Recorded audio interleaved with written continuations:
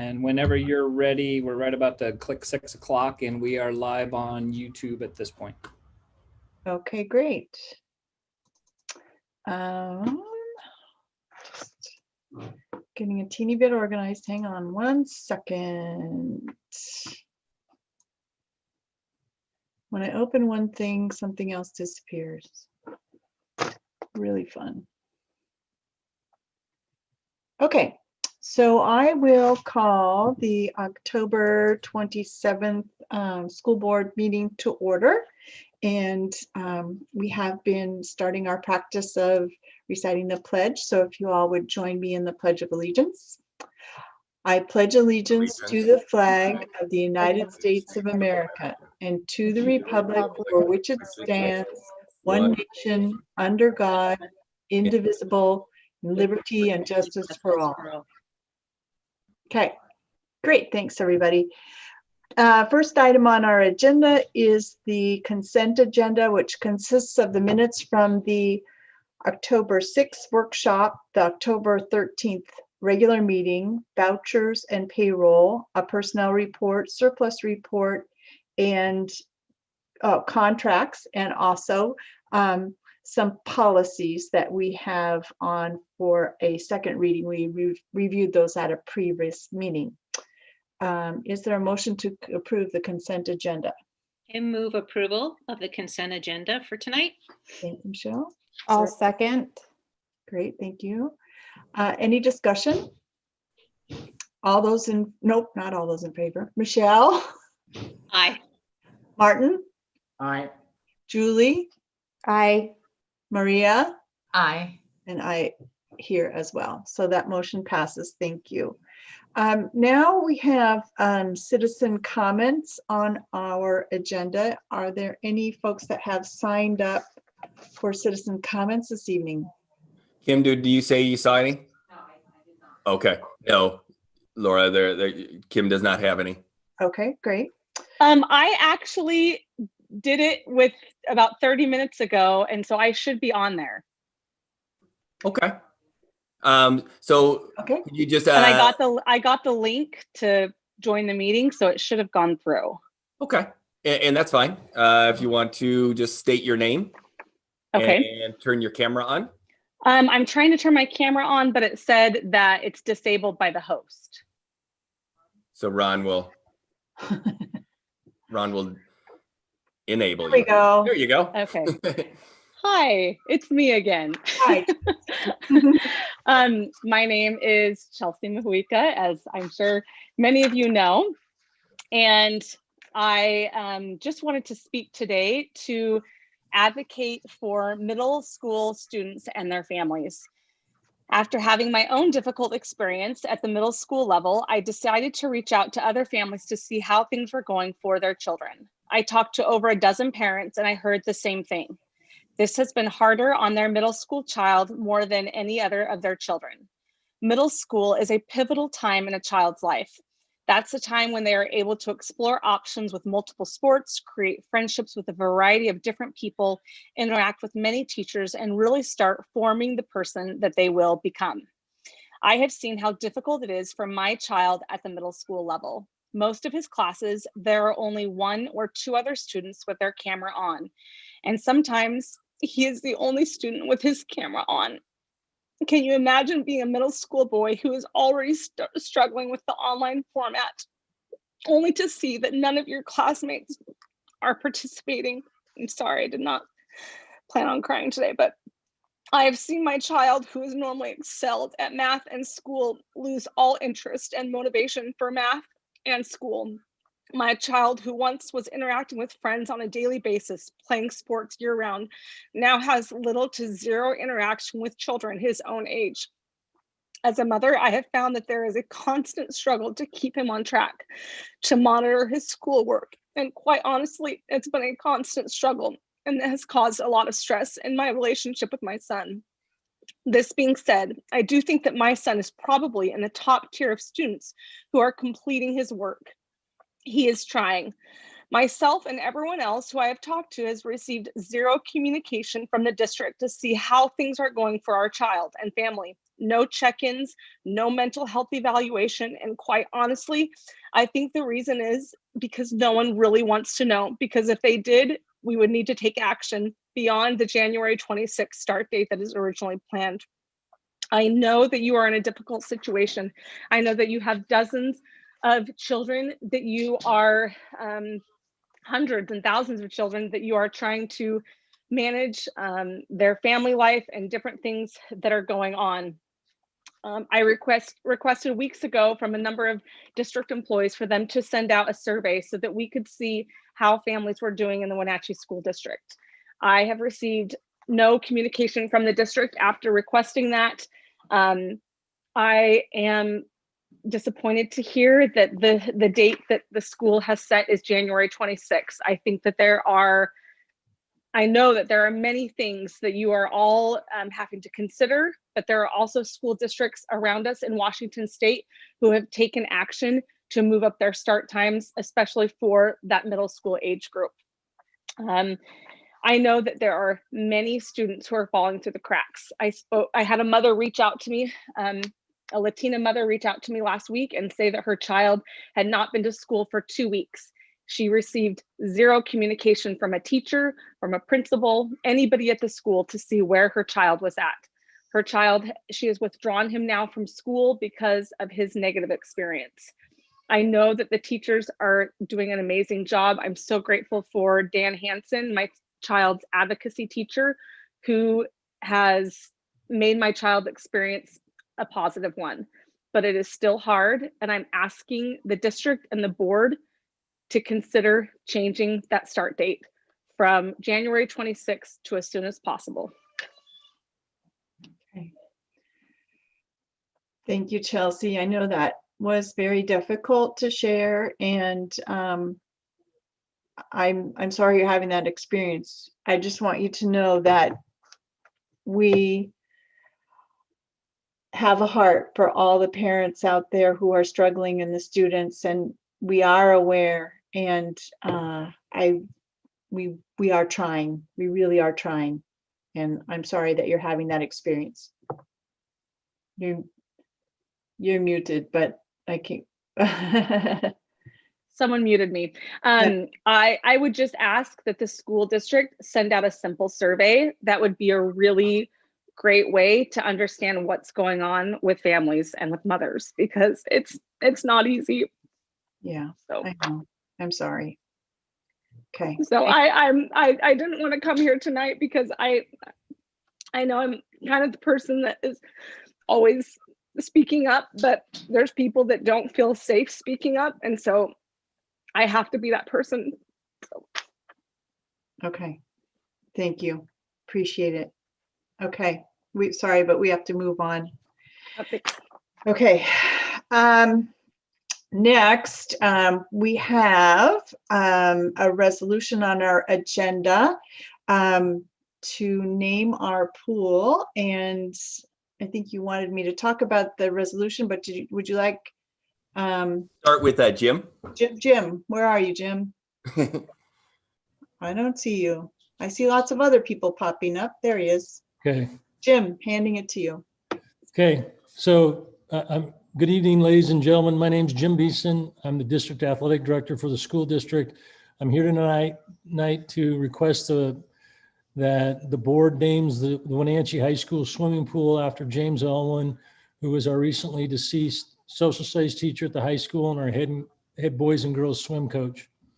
Also with me tonight to speak on this is Mr. Brandon Harley, a social studies teacher at the high school, Mrs. Kara Melton, a special education teacher at the high school and our new head girls swim coach, and Miss Kaylee Brown, a Wenatchee High School graduate and former swimmer for us. The purpose of tonight's presentation is to show that James Elwin has obtained a statewide and local prominence related to his contributions to Wenatchee High School and its student body as per board policy. That's what it has to be to name a facility after an individual. James was a teacher in the school district for 20 years, and he served as our boys' head swim coach for 16 years and our girls' head coach for 15 years. I personally worked with James for the last 6 years, and I can honestly tell you, I've not worked with a finer person in my 33 years in the education field. I didn't plan on doing this either, but James was a loving husband and a father, not only to his 3 biological kids, but many other kids that walked into his classroom or graced the pool deck at WHS. When James took over the swim programs, they were both a so-so program, and over time, James has turned them into perennial state contenders. A lot of this is in the resolution as well, but I'm just going to mention it just to mention some of their team accomplishments. This girl's swimming record over 15 seasons is 107-4-1, which when you think about that, that means every 3 years we lost a dual meet or tied one. They currently are on a 62 league dual winning streak. They finished in the top 10 at state 11 out of his 15 years. They were league champs 11 out of their 15 years. They were district champs 13 out of those 15 years. He coached 2 individual state champions and had 3 high school All-Americans. Boys swimming over 16 years, he was 91-19 in league dual meets. They're currently on a 27 league dual meet winning streak. They finished in the top 10 at state 6 out of 16 years, were league champs 7 out of 16 years. They were district champs 8 out of 16 years. For the boys, he coached 3 individual state champions, 1 relay state champion, and he had 3 high school All-Americans and 1 relay All-American team. His overall coaching record at Wenatchee High School was 198-23-1. He was named the Big 9 Coach of the Year 11 times and the State Coach of the Year on 3 different occasions. Finally, the Wenatchee High School swim teams have been dominant of late. The girls have finished in the top 4 in state each of the last 7 years, while the boys have finished in the top 7 each of the last 5 years. If you talk to anyone in the state that knows swimming, they'll have heard of Wenatchee swimming, and without question, they would know who the leader of Wenatchee swimming was. Winning was obviously important to James, but his program did it the right way. James would not compromise doing things the right way just to win. He would always tell me teaching kids to do things the right way would lead to success in the pool and, more importantly, success out of the pool.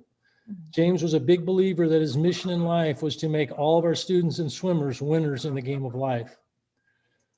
I've provided each of the board members with a packet that includes highlights of James' coaching career, along with some 70+ emails I received in support of naming the pool after him. I would have included the non-support emails, but I did not receive any. The following are a few excerpts from some of the emails. To her daughter, James was a swim coach, teacher, friend, colleague, and mentor. James was a wonderful teacher and a coach because he had the ability to care for the whole student and swimmer.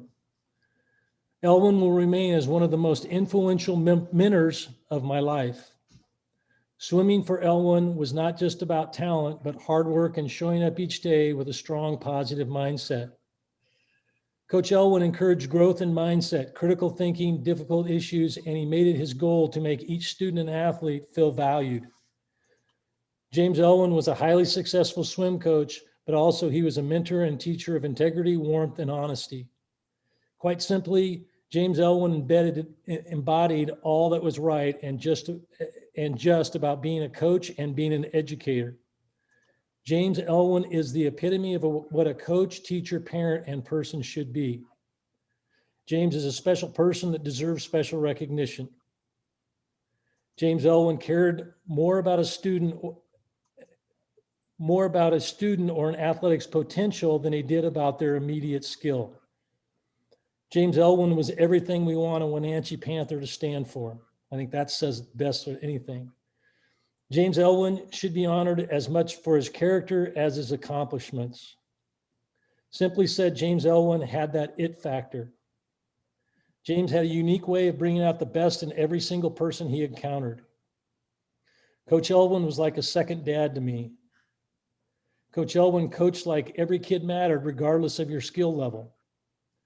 James had a compassion and a grace for each individual on his team. James Elwin was a terrific human being.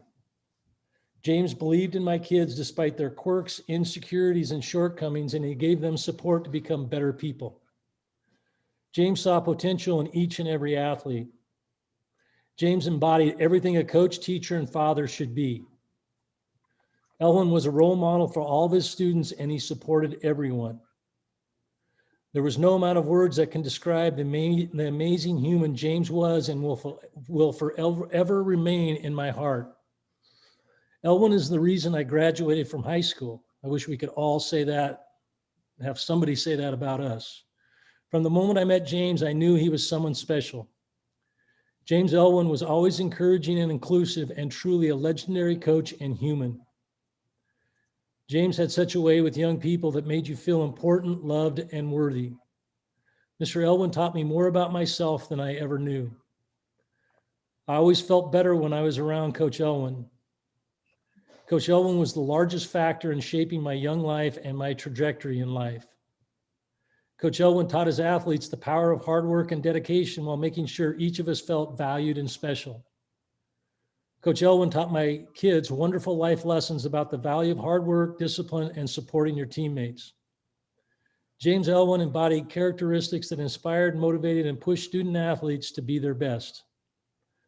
Amongst all the madness and chaos of high school, Elwin became our rock.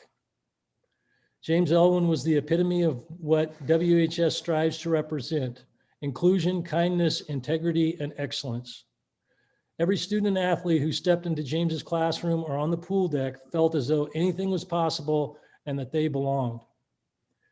I am truly blessed to have known and had James as a mentor. Coach Elwin had a way of making each person he mentored feel loved and needed, and he made the pool a safe place for everyone on his team. No amount of words can ever adequately convey what a giant Elwin was as a coach, teacher, and a person. James Elwin was my greatest mentor and a friend, and his influence is all over how I approached my life. And all those just speak to the man that he was. And I mean, it all rings true is that when you watched him, every kid felt important. He had that great ability to relate to the best kid and the worst kid and make them all feel like they were important. Anyway, so with that, I've done with my part. I'm going to turn it over to, I'm going to introduce Mr. Brandon Harley, who is our social studies teacher and worked with Mr. Elwin a lot in the classroom, and he'll be followed up by Miss Kaylee Brown and then by Miss Kara Melton. Thanks, James. I realized when Mr. Beeson was speaking, this is the first time that most of us have had a chance to, it's almost a memorial because of all these events, we haven't had a chance to honor him. And when Mr. Beeson reached out to me recently to speak on James' behalf in the classroom, I was honored that I could do that. I'm sharing with you a picture that I found in my files. And I wanted to tell you that as a coworker, a team member, and a colleague, and a friend of James, I can tell you this, that if he had never coached a single day of swimming at Wenatchee High School, his impact would have been just as widely felt. While it's true that most of the community saw James as the swim coach, students were provided the opportunity to engage with James in his classroom and tell you that first and foremost, he was a teacher, and he was a great teacher at that. While his accolades are well known and well deserved on the deck, the reality is that what made James really great lay in the fact that he built incredible relationships with his students, allowing, as Mr. Beeson said, to feel vulnerable, safe, and important each day they stepped into his classroom. He was the sole teacher of our psychology course for nearly 20 years at Wenatchee High School, and it became a destination course for many of our students. If any kid just wanted to learn about the human brain and the behaviors they developed, to those kids that just wanted to feel important and step into Mr. Elwin's class, he took care of all of them. The picture I'm showing you there, as the senior class advisor for the last 13 years, it's been my pleasure to be able to tell faculty members when they get selected to speak, and James was selected in 2016. What most people don't know is in those 13 years I've been senior class advisor, James was picked multiple times to speak, and he continued to turn it down. He always felt like it was somebody else's turn. Somebody else should do it. Well, he picked 2016 because I talked him into it because his daughter was graduating that year. And I'll remember him coming into my class with that big smile, and all he said was, "Yeah, I better do this one." The irony is that with James's passing, the person that most of us needed was him. And I can tell you that we all miss our friend, and I appreciate you honoring him this way. So I appreciate your time and allowing me to speak on our department's behalf, as well as the colleagues and his friends at Wenatchee High School. Brandon, thank you. Would you please leave his picture up course. until we finish it? It's just a beautiful picture. Yeah. Is there someone else who's Mike or Kara or Kaylee? Are you speaking? I think I'm next. Okay. So echoing everything that Jim and Mr. Harley said, sorry, I can't call you by your first name yet. I graduated in 2016 and was on that swim team with his daughter. So Elwin was very special to me. So I'm going to read something because if not, I'm going to burst into tears. Elwin was an extraordinary coach, father, teacher, and friend. He encouraged dreams, fought for justice, and supported everyone. To me, he was more than a coach. He was my mentor and my swim dad when my dad couldn't be there. Elwin was continually recognized for what he was able to accomplish as a coach. But what made him so special and inspirational was his unwavering set of values that he lived his life by. In 2016, as Harley said, he gave the staff speech at my graduation. This was new because he'd never done it before. In this speech, he shared his values with the graduating class. I had never heard him explicitly talk about these values, but we all knew them because he lived them, modeling these values in the pool, classroom, and the community. First, he believed to his core that every student had the potential for greatness. With support and perseverance, every student could succeed. Second, he taught and practiced a growth mindset. There was no finish line with continual improvement. He was always reaching for more and contributing more to make what you were a part of better. And he taught us that as swimmers and students. Third, he took time to enjoy life. The best part of away swim meets were rides home on the bus. You could hear James' infectious laugh all the way in the back. Along with that laugh came nicknames and ridiculous jokes that you couldn't help but smile even after a really, really hard practice when you just wanted to go to sleep. Fourth, his dedication to service and serving others. He believed in others. He gave trust to their success and was rarely disappointed in the outcome. Serving others was central to his life, and he passed that love for service on to his swimmers, his students, his family, and his community. And lastly, he stood for what was right and just. He stood against injustice, intolerance, discrimination, and hate. He made everyone feel loved, heard, and seen. He listened patiently and offered support, not solutions. This is why he was such an impactful coach, never asking what he got out of it, but rather worrying more about others. Honoring Elwin by naming the pool will be a constant reminder to the tireless dedication he had to others and this community. This is the coach I will tell my future swimmers about.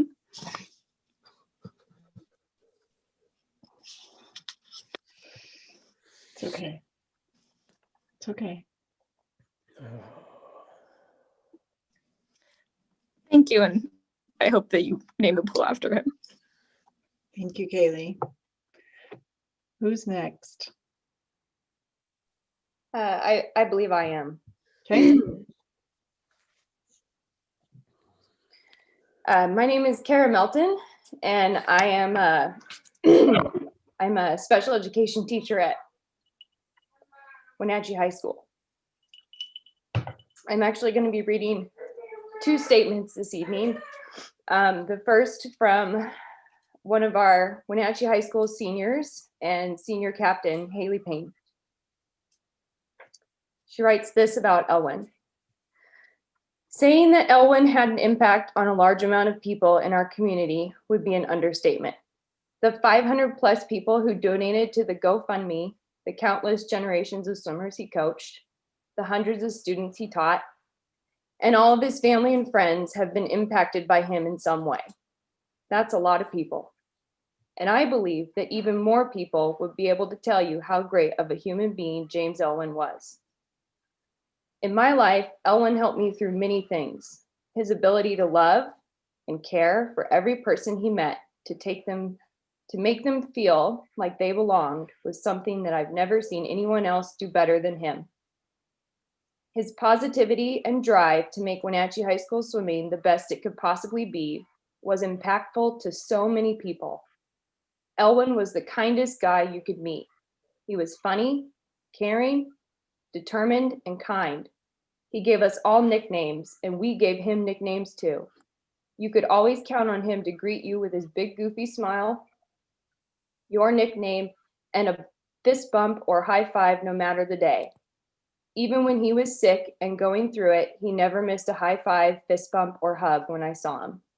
Because of him, I train at 100% to make him proud.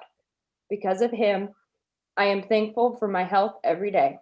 And every single day, I am inspired to embody the characteristics he exemplified and try my hardest to be the best version of myself possible. If the pool deserves to be named after anyone in this valley, that person is our James Elwin. Sincerely, Haley Payne. Thank you. This is my own statement. I met James in 2005 when he accepted the head coach position for the girls swim and dive team at WHS. It was my sophomore year in high school, and our previous coach had left to spend more time with her family. Years later, I would find out that James took the job under the pretense that it would only be one season. But he fell in love with coaching swimming and diving and couldn't leave. He ended up coaching the next 15 seasons. I will never forget the feeling going into my sophomore year of high school, not knowing who our swim coach would be. I had been swimming competitively since the age of 10 and had goals of continuing to do so at the collegiate level. It was important to me that whoever got the job would take it seriously and help us continue our winning streak from the previous season. I had no idea how much Coach Elwin would mean to me at the time. He stepped onto the pool deck and challenged us as individuals to be the best versions of ourselves.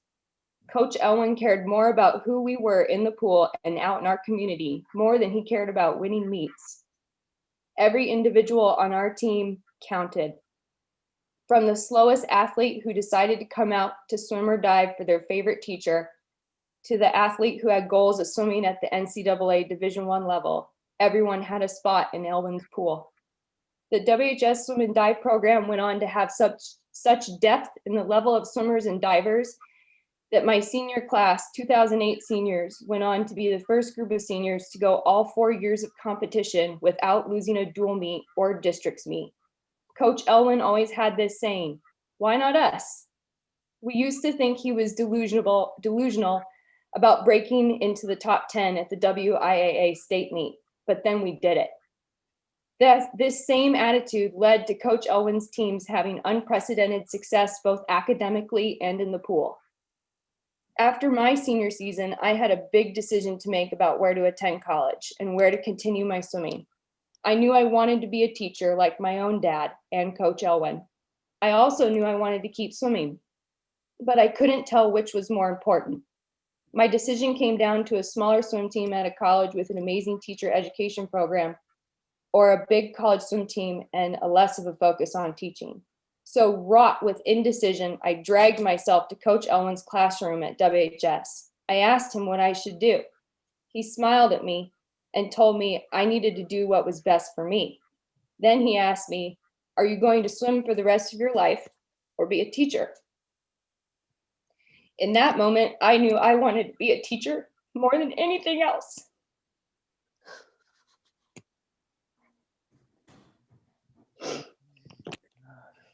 Excuse me. I wanted to connect with kids like Coach Elwin and give myself to a profession that at its heart is about serving others.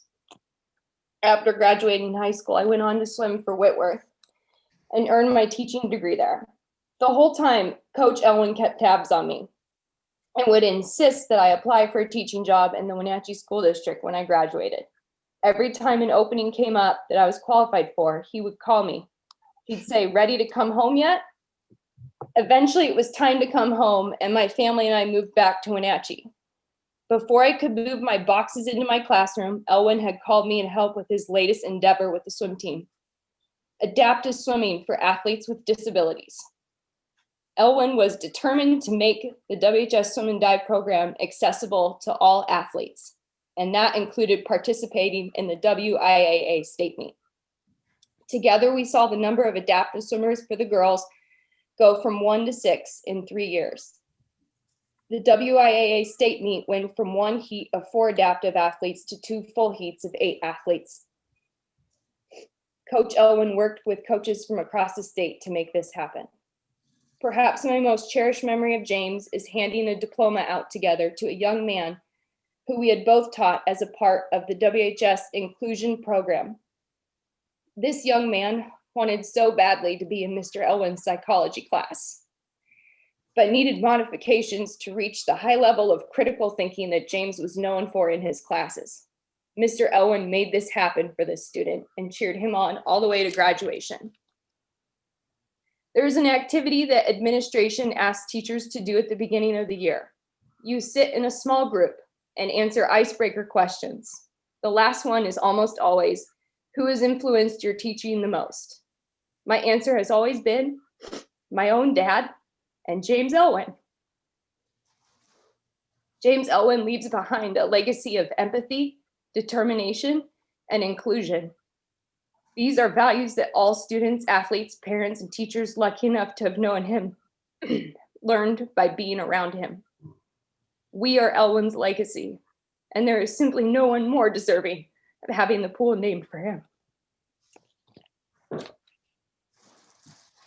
Thank you, Kara. Mr. Hartley, are you? I think Yes, I'm here. Okay. I'm Mike Hartley. I was James Elwin's assistant coach for 15 years.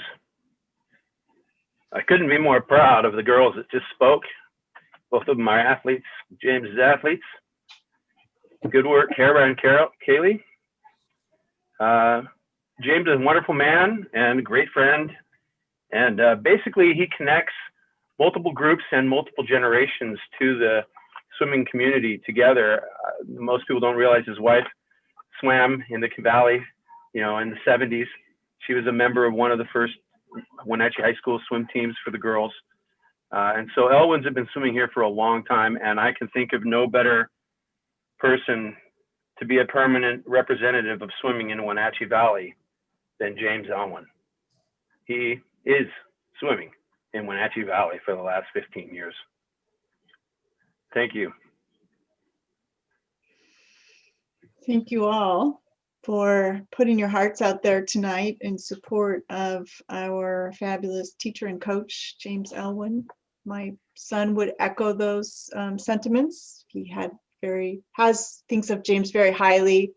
We had a couch from James's classroom in our barn for many years, and all the kids would come and hang out. They were so proud to have, I don't know how they got away with this Elwin couch, but we had it for a long time. He was a legend for sure. So thank you very much. So we have this as an action item on our agenda tonight, and this is resolution 08-20. Is there a motion to approve this resolution? I'll move to approve resolution 08-20, naming the swimming pool facility located at Wenatchee High School, the James Elwin Aquatic Center. Great. Is there a second? I'll second that motion. Go ahead, Maria. Thank you. Is there any discussion? Before I vote, I would like to make a comment. I think it's very important that we recognize that James Elwin represents 3 pinnacles of achievement: a swimming coach, a teacher, and a human being. Yeah. I also had a child who was a student of his, our youngest child. And what I remember is a parent-teacher conference, and it's kind of funny when I think about it. I can see and feel what it was like. I can remember what it was, but I don't know what we talked about. But that describes the empathy of the human being and the greatness of a teacher influencing a parent as well as a student. So I just wanted to make that tribute as well before we get to the action. Thank you, Martin. Any other discussion? I just want to thank those of you who spoke on behalf of naming the pool after James tonight. Clearly, there's a lot of love and admiration, and still a lot of grief. I think that everyone is still feeling, because we haven't been able to process it in our normal ways that we normally would. We haven't been able to have memorial services or funeral services because of COVID. So I hope, not that this brings closure for everyone, but I hope it helps. And I think it's important. I hope other people in our community are watching this as well, because it's great to be able to share how wonderful James was in our community, both in our schools and at the pool and in the classroom and in the community at large. So I want to thank each of you who spoke tonight, because it gave us a really in-depth picture of who James was. So hats off to all the work that James has done in the past, and to all of those who love and care deeply for him still. And I can't think of anyone who would not want to name the pool after James, right? So anyway, thank you for those who shared tonight. Thank you, Michelle. Anyone else? Okay, we ready? I would just a quick, I never had an opportunity to meet him, but I was just so impressed by each of you and how you so beautifully painted a picture of this incredible person. So thank you. He has to be so proud of each and every one of you and everybody that he had the opportunity to engage with. And I'm sitting here listening to each of you. Just makes me incredibly proud to know what educators can do. The power of education, the power of teachers, the power of what each and every one of you have the ability to do. And James epitomizes that for us. And I loved what you said, that, you know, he's given you that gift. He's given you that pathway to kind of follow what he's laid out there for you. Wow. What an incredible human being. But you should all be really proud of how you lifted him up tonight and how you shared the stories of his impact to other people. So thank you all for being here tonight. And Jim, special thank you for championing this cause and bringing this forward. I know that was a hard opening statement for you, but it really means a lot when somebody can lift another person up. So thank you for that. Agreed. Okay, are we ready? Okay, starting with Julie. Aye. Maria, Aye. Martin, Aye. Michelle, Aye. and a big aye from me. Thank you very much for coming and bringing this forward. We look forward to seeing his name big and proud on the pool. Thank you. All right. Laura, Yes, ma'am. will there be a building naming ceremony? I'm going to reach out to Jim, and we're going to make sure that is done right and at the right time, so we can actually see each other at some point. So Jim and I will work through that piece. Great idea. Thank you for bringing that up. Okay, now seems appropriate that we're moving into the social emotional learning presentation, because we might all need a little social emotional support. Mike, must be you, since you've appeared on the screen. Hi there, everybody. Thank you so much. So we have some special guests here tonight. They're going to talk about our efforts to support students in a virtual setting. We have Ernie Garza, the counselor at Newberry Elementary School. We have Rhonda Brender, the counselor at Orchard Middle School, and Bob Sanford, who's the social worker at Wenatchee High School. They're going to share an overview of our goals, K-12, and then give some specific efforts that are happening at each of the 3 levels. As requested, they included some additional data points in their presentation.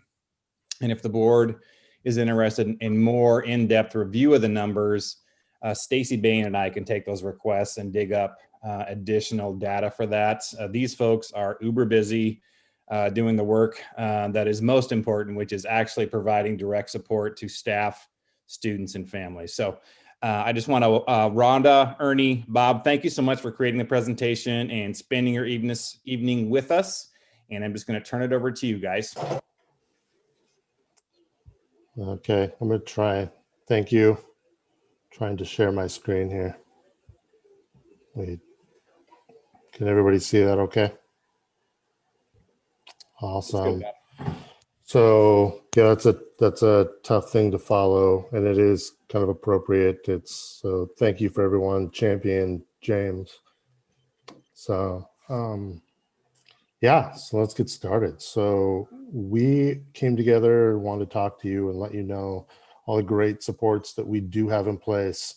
We did hear from Chelsea in the very beginning, who, had as a parent, expressing that her frustrations and her around not being able to, have or feel like their support's there. And we want you guys to know that we're doing it. K through 12, we are doing, we're wrapping around students the best that we can, and the supports look different at each level, and they look a little bit different as far as the support teams that are there. Primarily, we're finding struggles around tech. So we thank you all for making this a one-to-one year where each student gets tech. That's been super helpful. Family schedules have also been an issue, I think, that we're trying to address. And what we mean by that is primarily that, their schedules, their work schedules, their life schedules are drastically impacted. So sometimes students are struggling and they don't necessarily know because they're at work, right? And so they feel like things are going well and their students falling off. And so we're trying to wrap around students there. Mental health is huge. Our state health department has estimated that around 50% of the population of Washington is going to be impacted with some sort of mental health throughout this COVID, and it's coming up. And how do we support that from our standpoint? And we're doing the best to connect with students around that as well. And then just lack of resources and knowledge.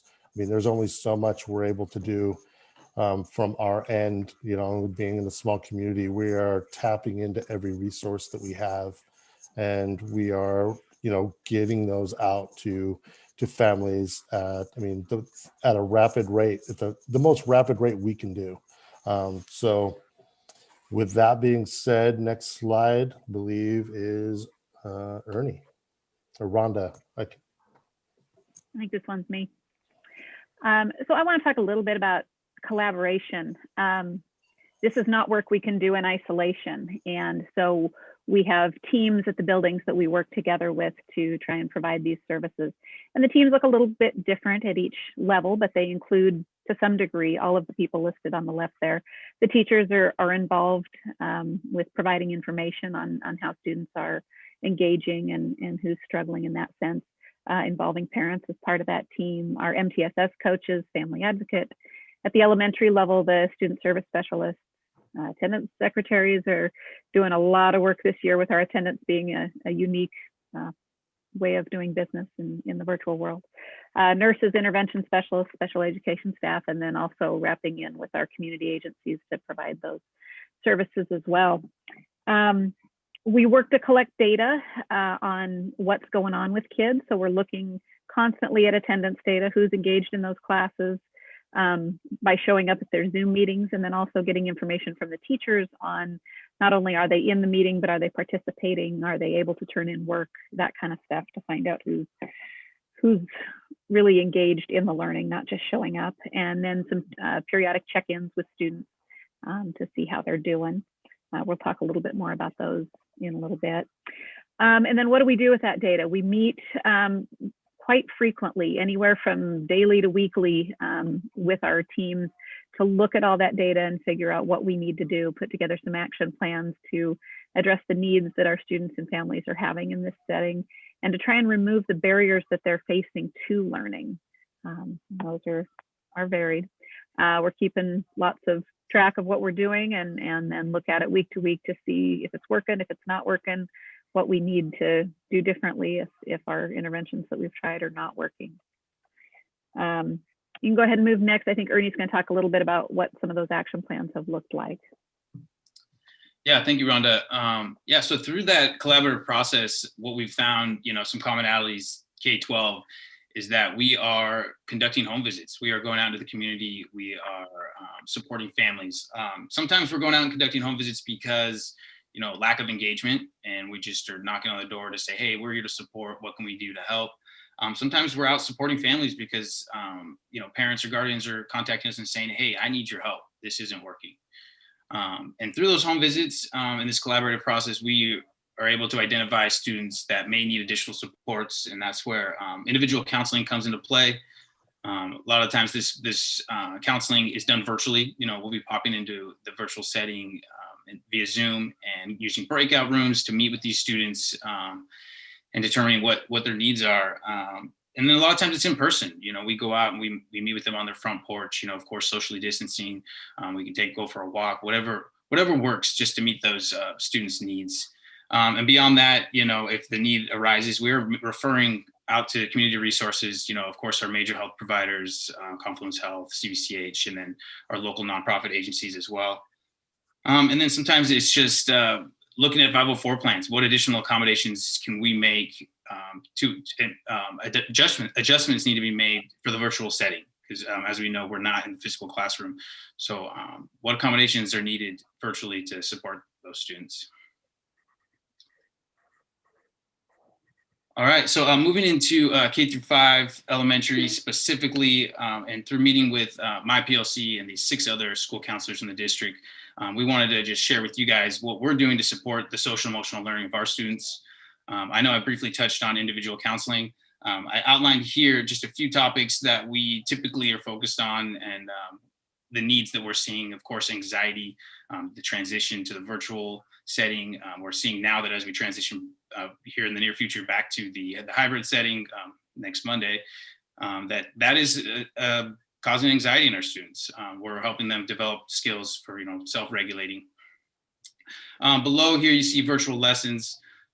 Here we've identified typically the classroom lessons and curriculum that we're doing in person. Right now we're primarily focusing on the anti-bullying, conflict resolution type of topics, and still working together as a PLC to determine how do we get the kind of more touchy maybe suicide prevention or personal safety. How do we relay that information to our students, because we know it's very important. However, we know it's not maybe appropriate to do virtually. So we're still kind of working on that. Yeah, and then we're working with our social service specialists. As of this year, we each have a full-time social service specialist in our building to kind of support us and our students and families. So we're kind of guiding their interventions and then really just facilitating, relationship building. Because, as counselors, we're kind of, we're well known in our buildings, but we have these new, potentially new staff members in our building. So we're really just trying to facilitate and build that relationship and let families know that they're also here to help and support. And then, as we transition into the hybrid model on Monday, we are really anticipating, some immense needs. For some of our students, our kindergartners specifically, this is gonna be the first time they're walking into our buildings. So our main objective is just being visible, letting our students know that we are here, we're safe, we're here to support you, and then creating a sense of belonging and facilitating connection with their teachers, with us, and with their peers. As well as we'll continue to support our 3rd, 4th, and 5th grade students as they're learning virtually. And here I've just linked in just kind of some more individual information about each of us counselors specifically. So feel free to check that out. We have websites and Canvas pages linked below.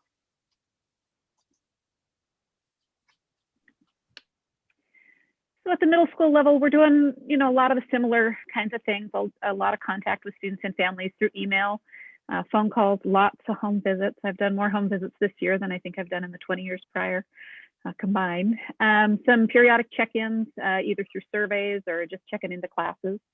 At the middle level, we use Character Strong as our social emotional curriculum, and that's done on we do weekly lessons through our mentor classes. Character Strong focuses on the CASEL standards, the core competencies, and we focused primarily this year at the beginning of the year on self-awareness and focusing on stress management skills and things like that we want kids to build in this situation we're in.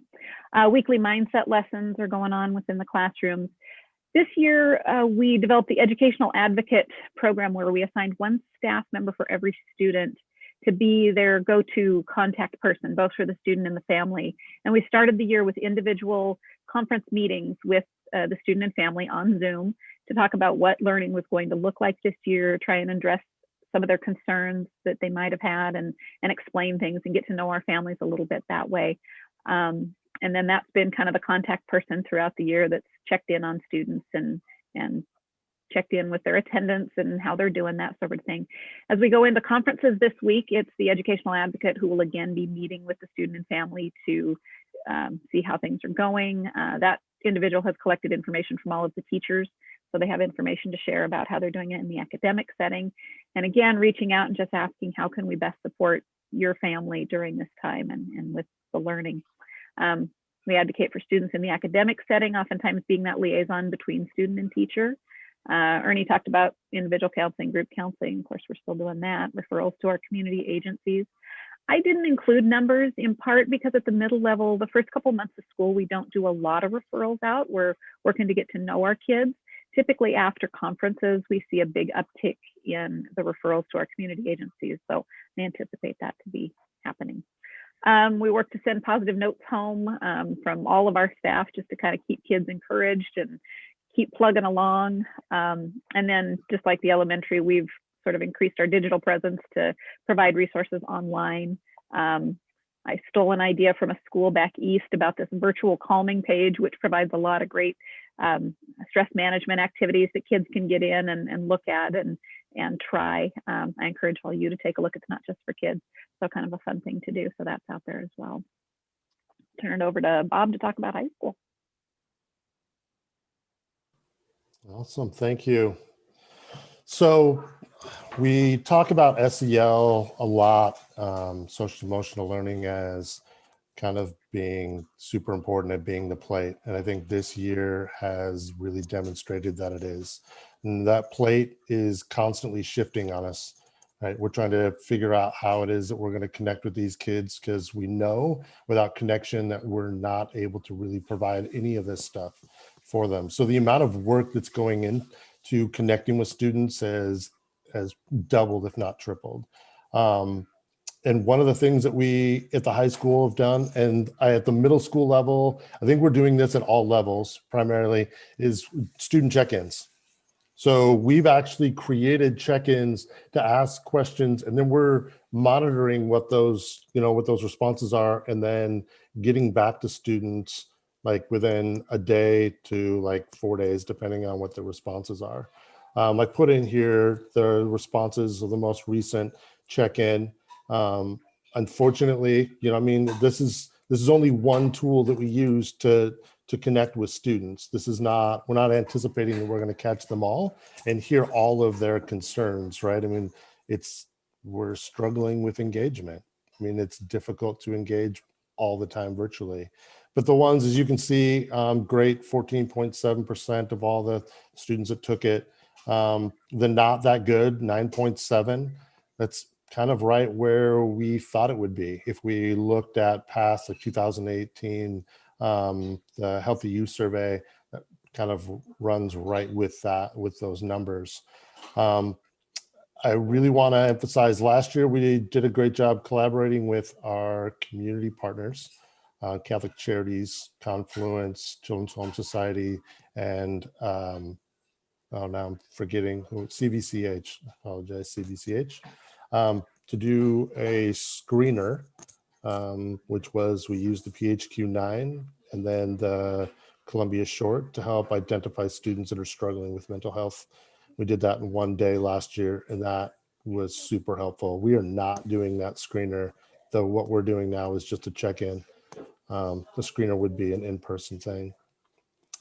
Physical and mental health educations for students. So our health staff our health teachers at the high school are doing an amazing job. I know myself and Sarah Butler, the other social worker at the high school, have been involved with doing some education around mental health, specifically around depression and even suicide awareness, and being able to answer questions. And we've been able to connect with students through those classrooms. They brought up some really great questions that we've been able to answer and provide some guidance and some clarity around, which has been super great.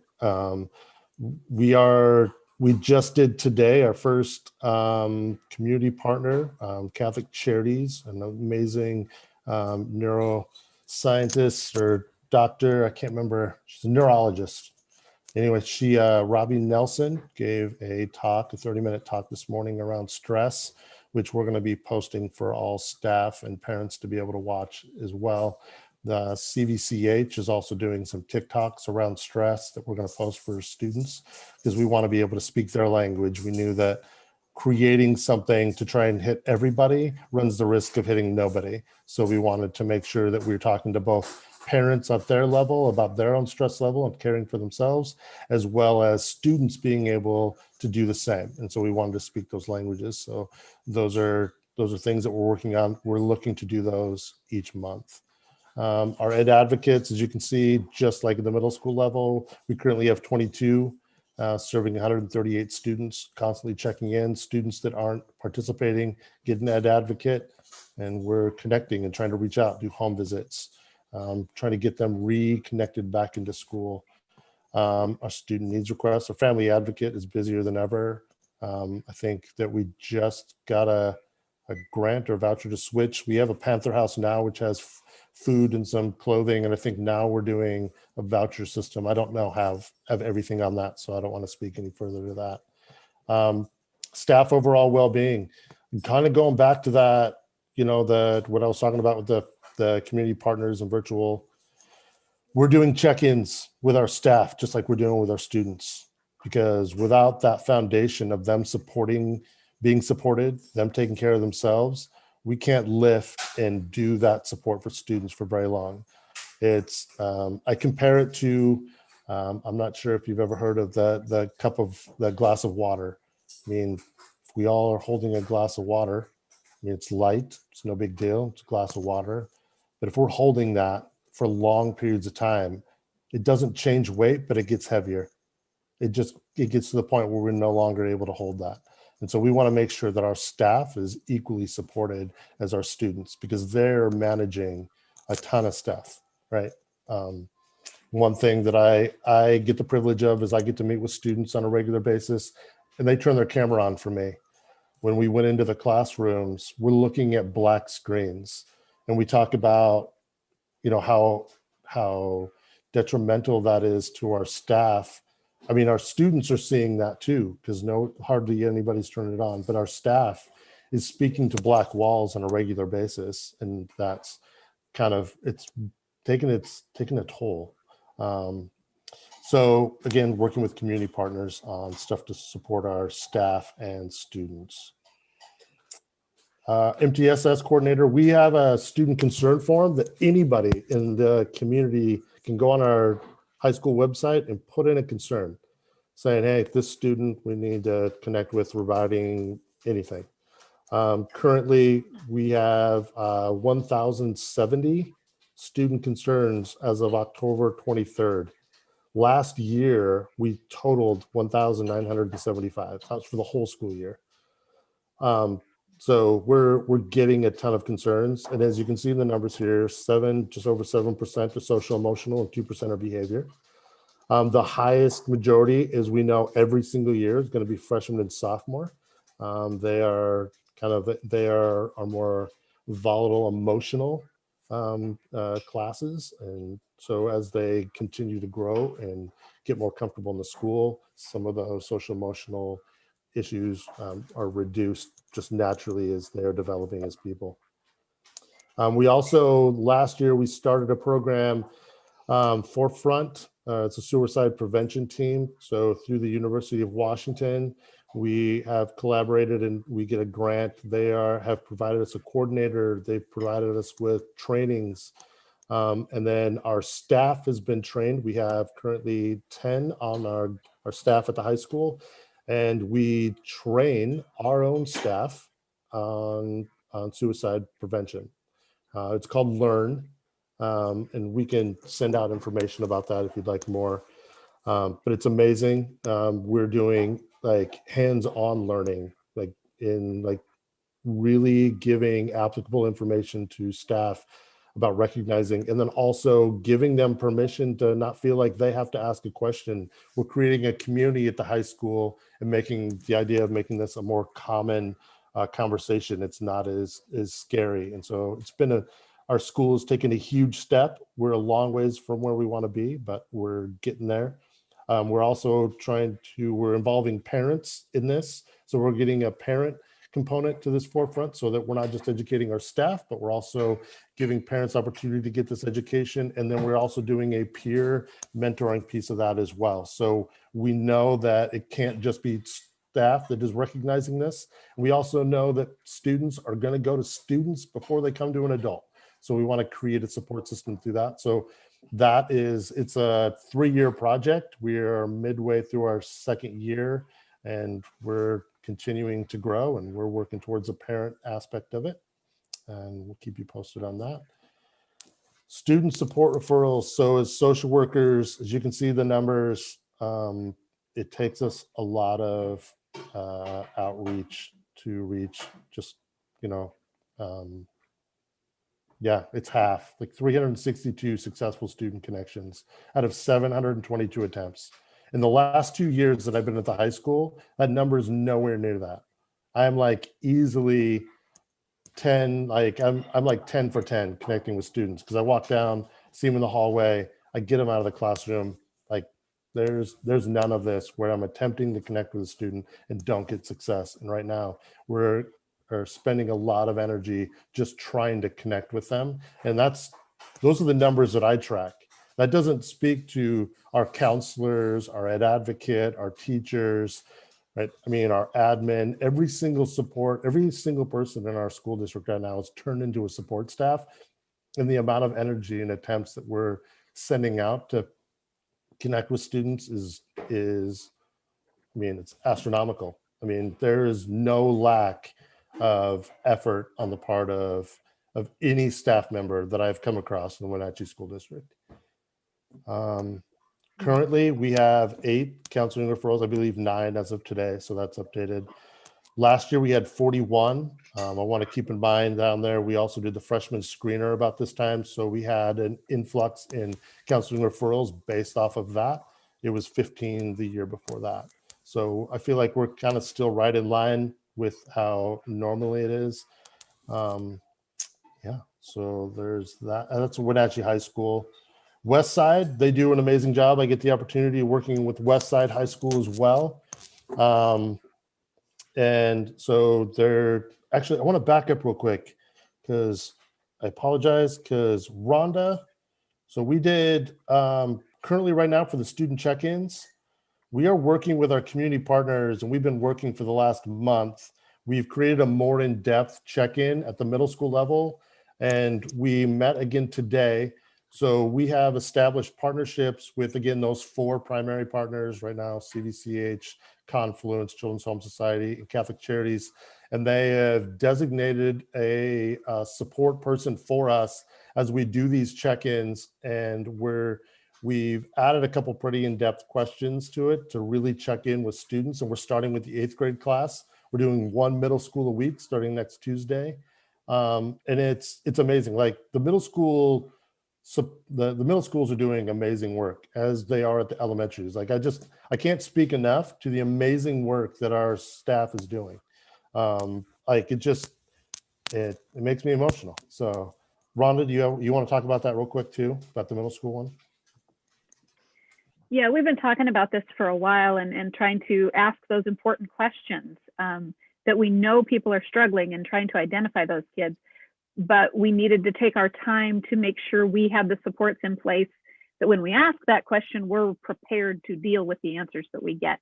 And I think we're there. We've had several meetings, and I think we're on board now. So we're looking to get going this next month and put those into place. So I'm looking forward to that.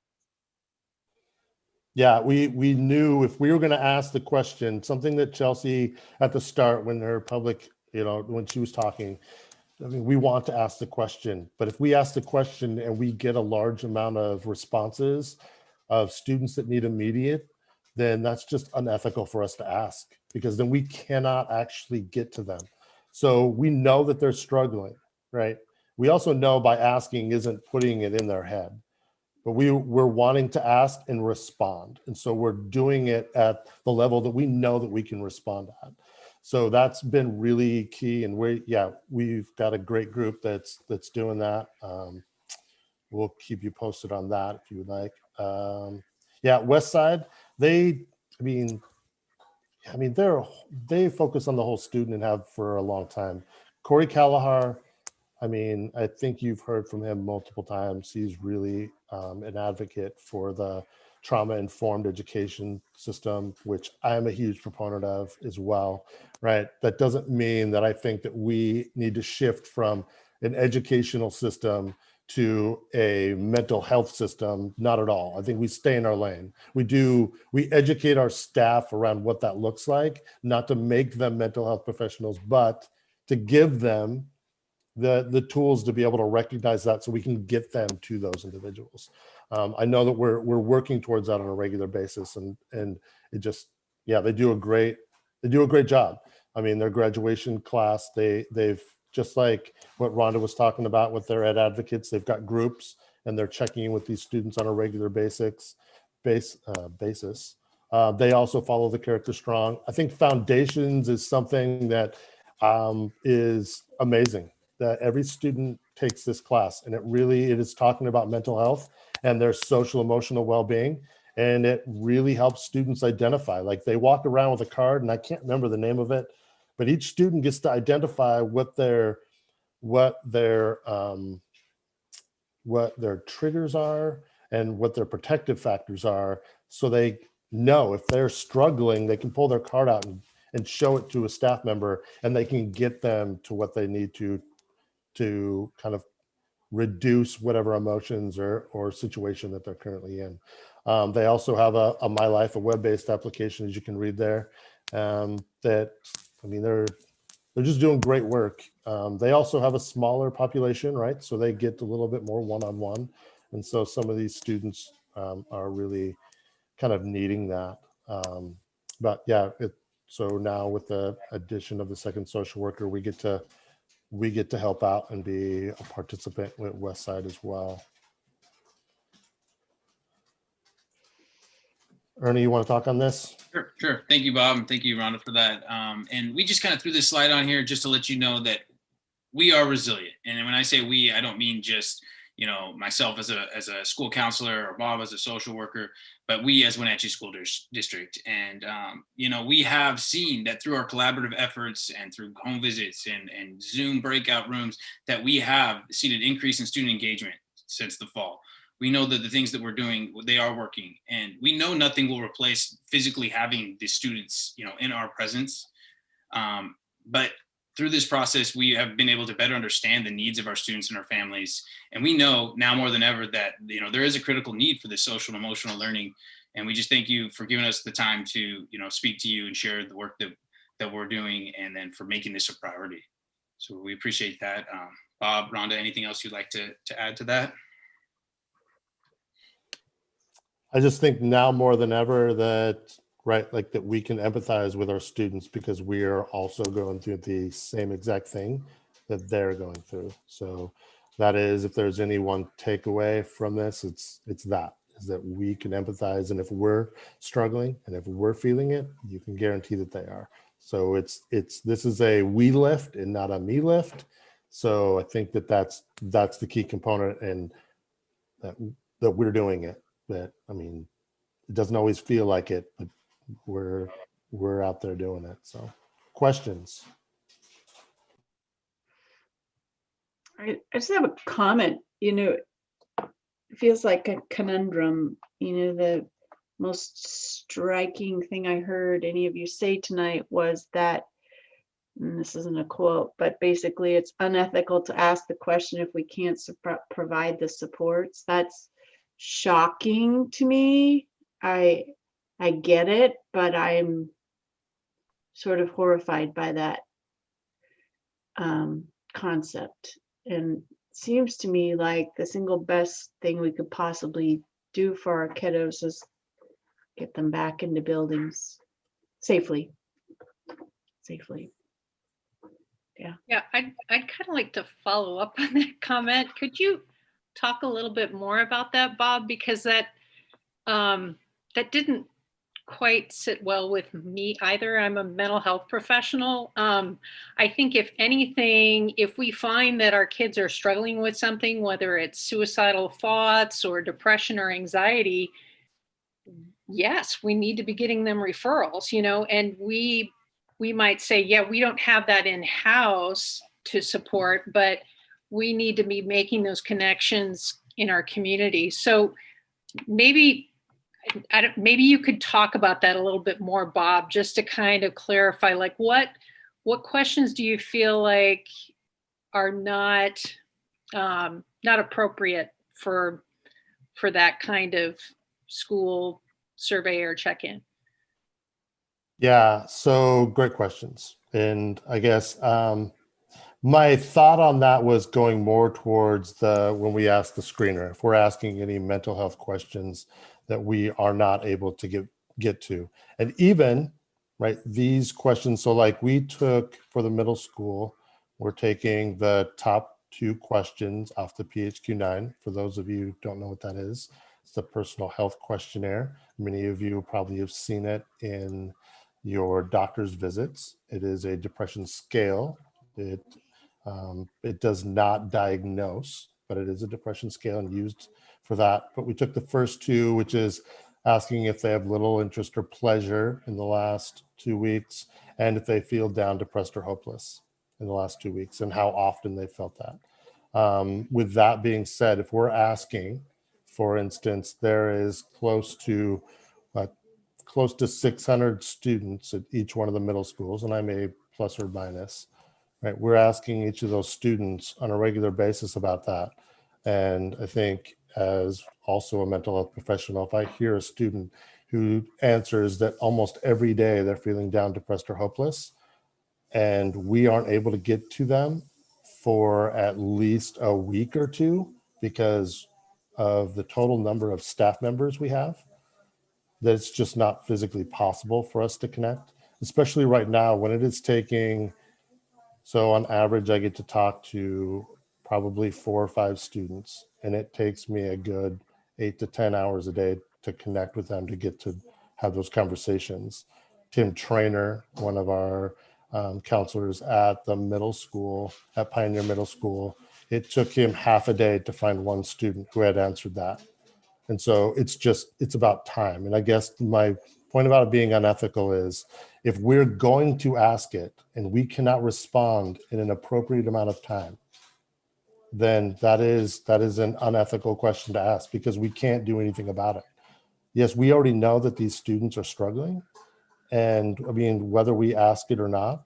And so we want, when we're asking the question, we want to be very prepared to actually respond.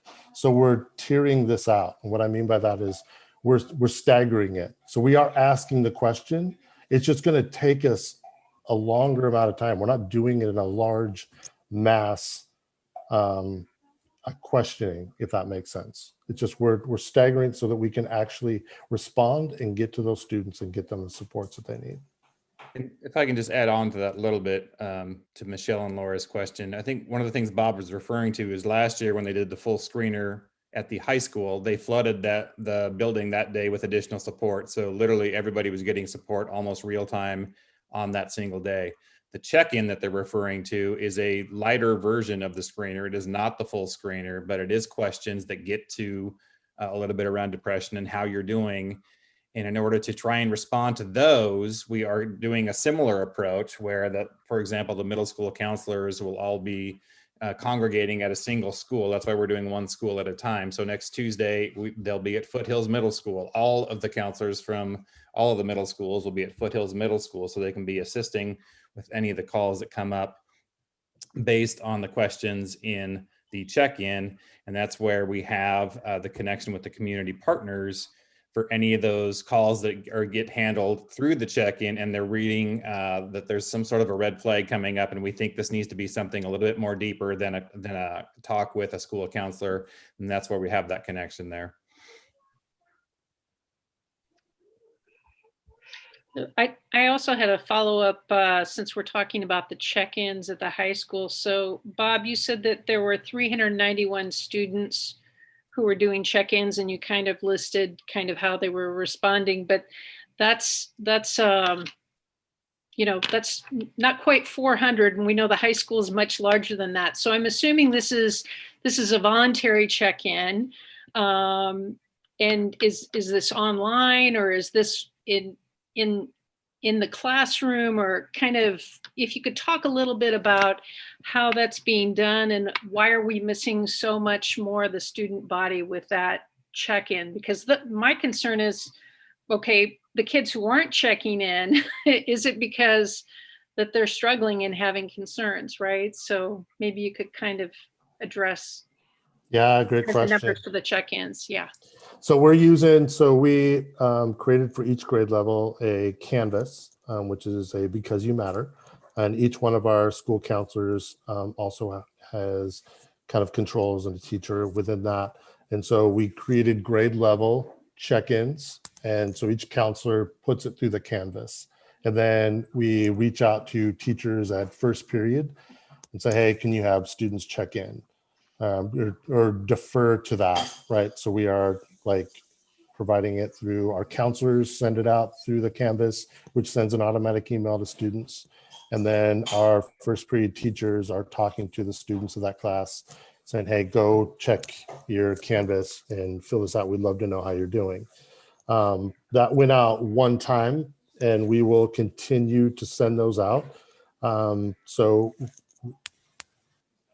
because it is only, I mean, that is a small population, right? Like we have like close to 2,100 students currently enrolled at Wenatchee High School, and 391, that does seem pretty small.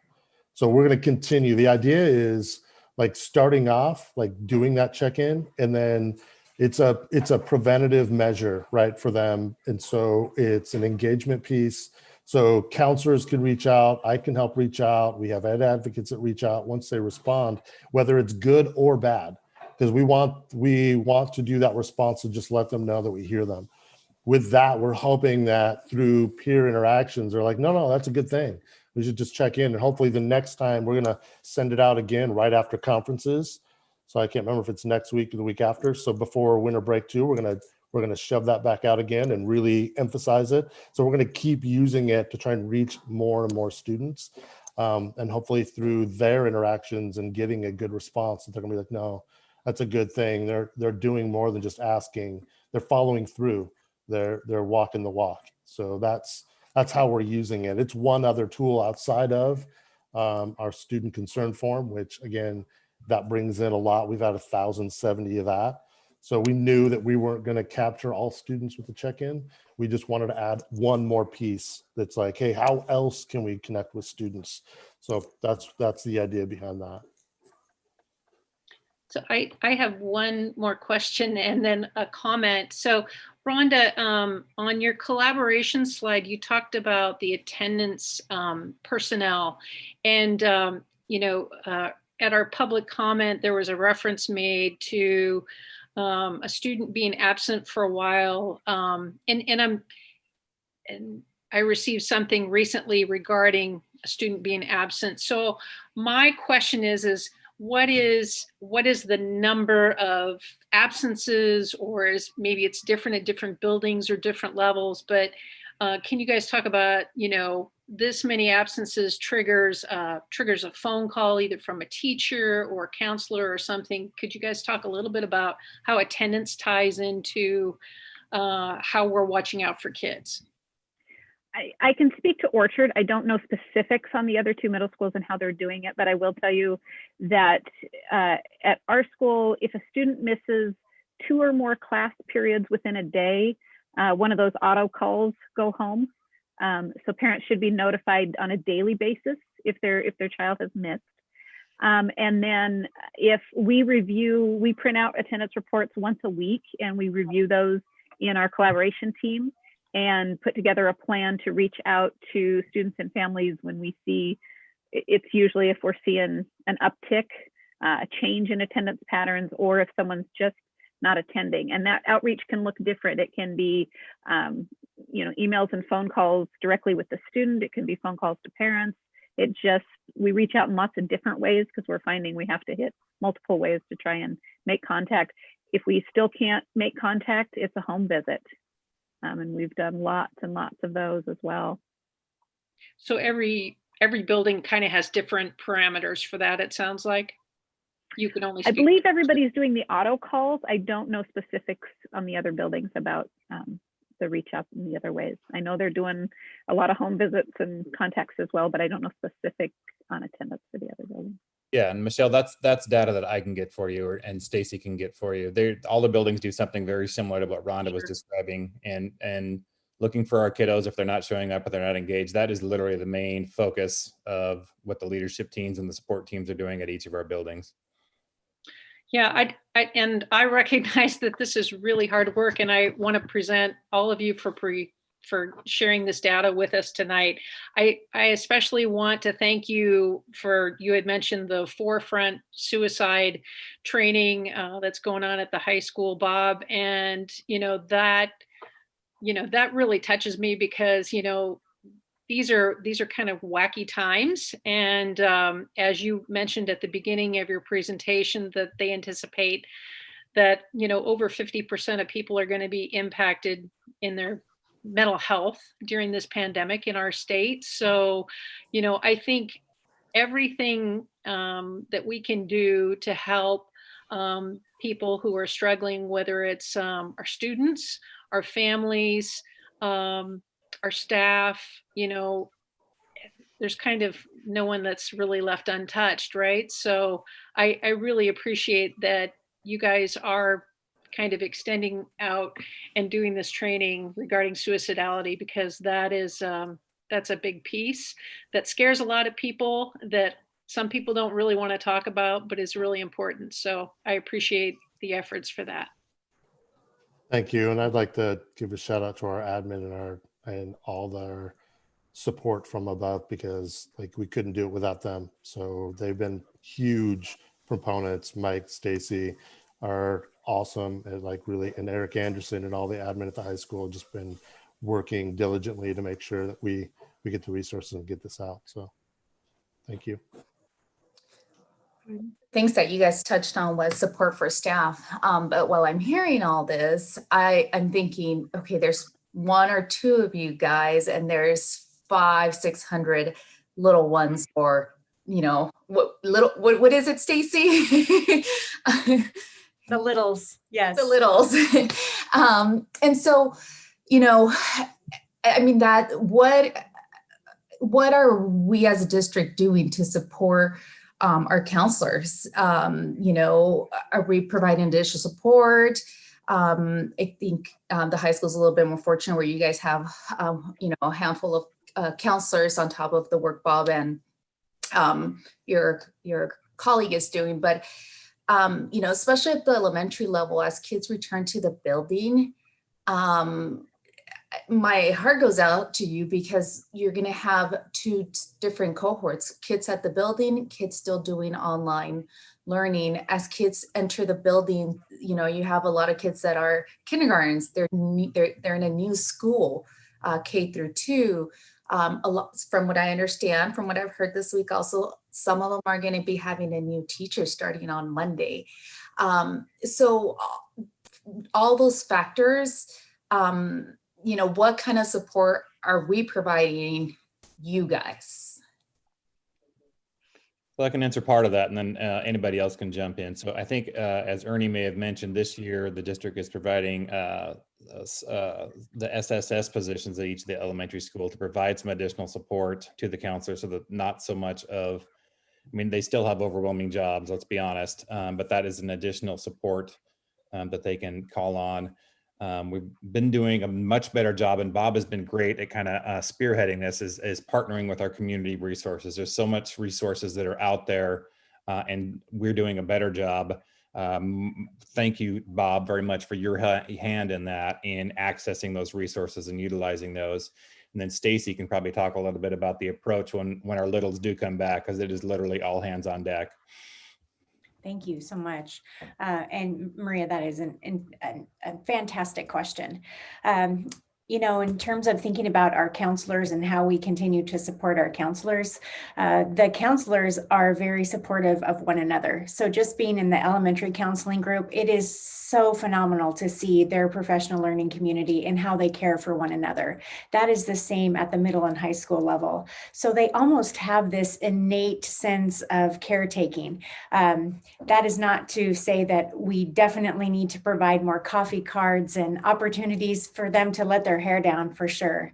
At the elementary level, just meeting with the elementary counseling team last week, they are doing a full court press to make sure that the littles do very little crying and are able to get out of the car and walk in. So the presence of the school counselors in every elementary building, they are poised and ready. And Ernie, you would be able to speak more eloquently about that. But when I was asking about what curriculum we would be teaching, their push was, Stacy, we're going to have some littles and we are going to have some families, and this is new. So we're going to be there for all of the families. Yeah, right. And just to kind of echo what Mike was saying, our intention really is just to really utilize that full-time SSS social service specialist right now. And again, 7 different buildings, 7 different school counselors with different styles. But for me personally, I can speak to Newberry, and my intention is to have, like Stacy was saying, full court press, like all hands on deck. My SSS will be with us, greeting students, being visible, just to start facilitate building those relationships. And then we anticipate that, I'll be there as the need arises, and that our SSS will be able to continue that community outreach and, be checking up on attendance and knocking on doors and from doing those home visits while we're in building. And then her and I can continue to collaborate and determine what the needs are and just kind of take it as it comes. Yeah, and the other folks that are in the buildings that assist with this type of work are the family advocates that we have at each of our buildings that we staff as well. Do we have an SSS at every building full-time? They're at every, go ahead, Stacy. I'm sorry. They're at every elementary building. Okay, thank you. Yeah, and just for additional clarity, so the social service specialist is actually a Children's Home Society employee that, they're collaborating with us here at the Wenatchee School District. So, we as counselors, are working with the social service specialist and then also their program manager to, make sure that they have the skills that they need and can, go out in the community and provide that, attention to our students and families. Thank you for the work that each and one of you guys are doing. It doesn't go unnoticed, so. I wanted to say a couple of things. Thank you all for your efforts with this extraordinary demanding situation that you face. The second thing I want to thank you for is being so transparent.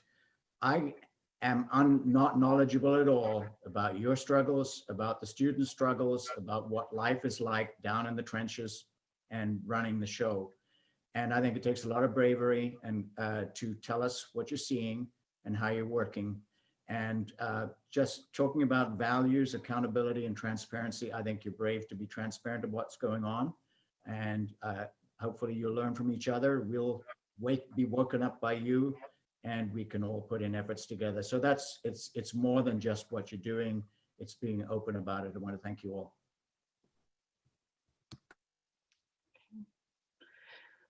Okay. Thank you, everybody. Appreciate your spending your evening with us and all the great information. Back to it. Okay, now after we've had our social emotional learning, we're going to talk about money. And Miss Jeanette is coming on and she'll be taking us through another presentation. But it definitely is a hard right. We all need to from the emotional Q9 after this. Yes. So good luck with all this, Jeanette. I feel like we should stand up, do some stretches, you know. Be good. So it's all you, Jeanette. Okay, go ahead and get my presentation started.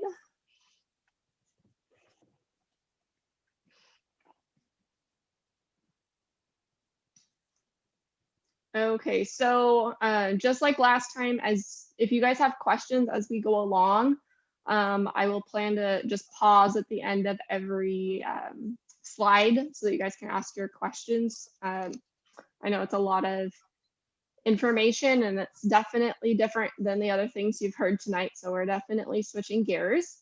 So if you guys have any questions, as I said, just please ask. So we're here to talk about the EP&O levy, and I will explain what that is here in a second. And so this is just a rough timeline of just the dates and deadlines that we're looking at for putting the levy on the ballot in February. So election day in February is February 9th. And that's 2021, which is still very strange to look at, a 2021 date. But ballot mailing is January 22nd. So that means resolution filing at the county office is December 11th. That is our deadline for that. And then right now, the tentative date for board approval of the resolution is November 10th, which is our next meeting. And then obviously the district presentation is what we're doing right now. So as I mentioned, the EP&O levy, first thing, levies are for learning. So there's two kind of big terms within school finance when you're talking about ballot propositions, levies and bonds. So one of our little key phrases that we like is levies are for learning and bonds are for building. So we are looking at a levy for learning here today. And so it is the, as I said, the EP&O, which is a new terminology. It replaced the old M&O. So it's the same levy, just new acronym that we all got to learn. And it stands for Educational Programs and Operations. So that operations word moved forward and we have educational programs thrown in there as well, which has always been a part of what was funded out of that levy in previous. So not much changed as far as that goes, just again, a name change. And that actually happened just recently back in 2017, the legislative session. I put that House or Senate bill number there for the board if you guys want to do some light reading material. 2242 definitely had a lot of big changes in the school finance world. And so that's a love and a hate relationship across the state with that one. So just the big things. So the new name, also there was restrictions on the maximum collections. And so basically the way our maximum was calculated previously was done away with. And now in 2019, the maximum was $1.50, and that was from the 2017 legislative session. Subsequent to that, they have now amended that to be $2.50 per 1,000 of taxable assessed values. So all you do is you take your total assessed value of your property and divide it by 1,000, and that's what you use to determine what you multiply by the per dollar or $1 per 1,000 raise. We're also required to, if you want to receive maximum state equalization funding, which we'll talk about in a second, you're required to collect at least $1.50. If you collect less than $1.50 per 1,000, then you will receive a proportionate amount of that equalization funds. So I'm going to stop there. If anyone has any questions, then we'll do the next part.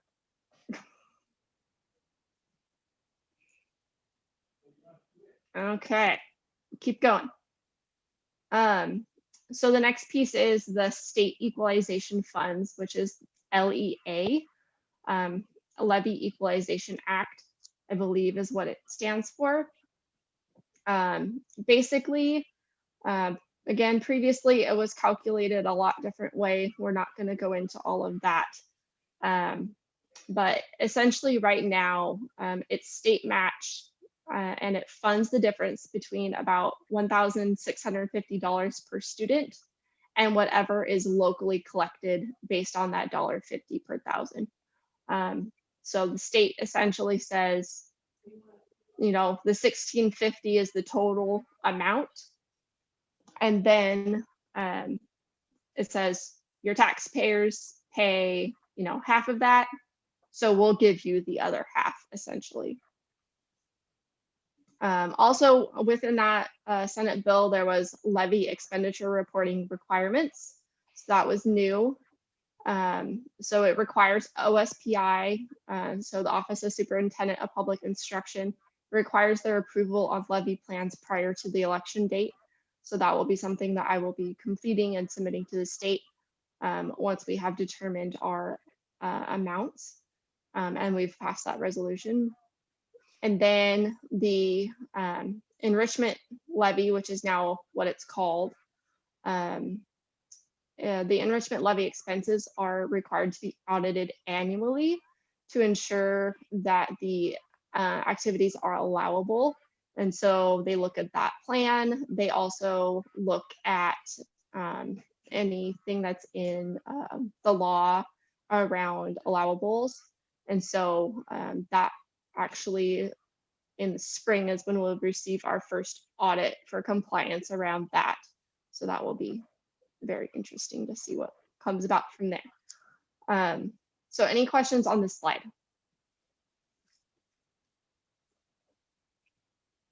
Fantastic. So this is just some historical information for the board and for the public. This is actually put together by Piper Sandler, our friends over there. So definitely kudos to them.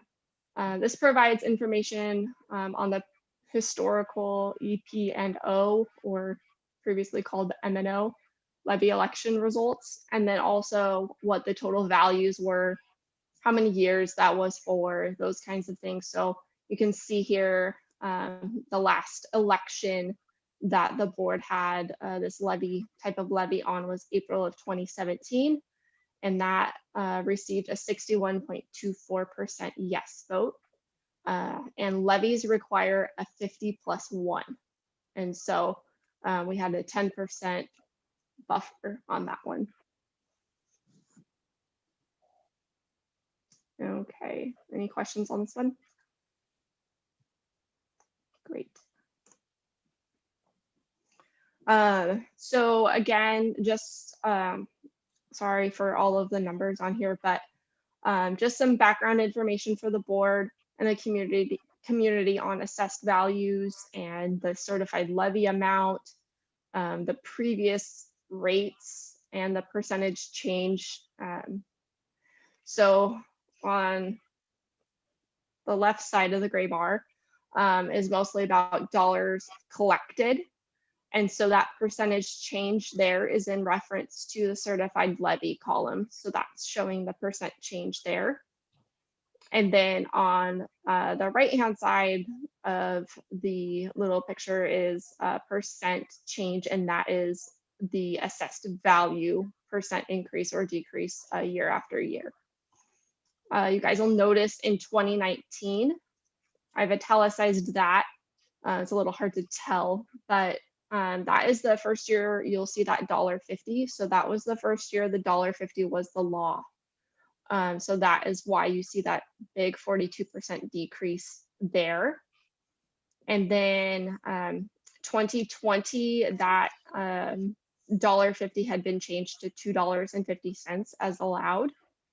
And so the board, as part of the budget adoption process, or as part of a resolution adoption process prior to, it would have been November of 2019, elected to change that to $1.73, which was below the voter approved amount that was previously approved by the voters back in 2017. And then in 2021, I put that in red because a lot of that is estimates. So obviously we have not finalized 2021 levy quite yet. We will do that in the next month or two. The certified levy amount is what is on the budget that the board passed in August, I guess it was. Seems like way longer ago than that. But so that's the amount that the board certified as part of the budget process. And so that certified levy amount will hold true. That rate, the $2.10, might fluctuate just depending on what assessed values are finalized at. That new construction column, all of the previous numbers are correct. That is what is on the county assessor's website. The 2021 value that is in red is actually a 5-year average. I went ahead and just averaged the last 5 years. The county does not have future new construction estimates. And so I went ahead and just kind of did an average. I anticipate that will be kind of on the lower end, just based on the last couple of years. And as you guys all know, our community is booming with construction. And the assessed value is also just an estimate based on some budget documents prepared by the state. So is there any questions on this one? I know there's a lot on here. Make sure I didn't miss anything on my notes. So not a question, but just a point to help people understand. If new construction numbers are higher than you've predicted, then the actual rate per thousand would go down to the taxpayers. Correct. Yes, okay. Somebody sent us an email, or sent me an email anyway, asking if we were budget-based or rate-based in our levy. And I don't know if that's a common term, but my answer back was that we are budget-based because we set a dollar amount and then distribute that amongst the across the assessed evaluations. Yes, that's correct. I've not heard that budget-based term in regards to levies, but yeah, the way you described it is correct.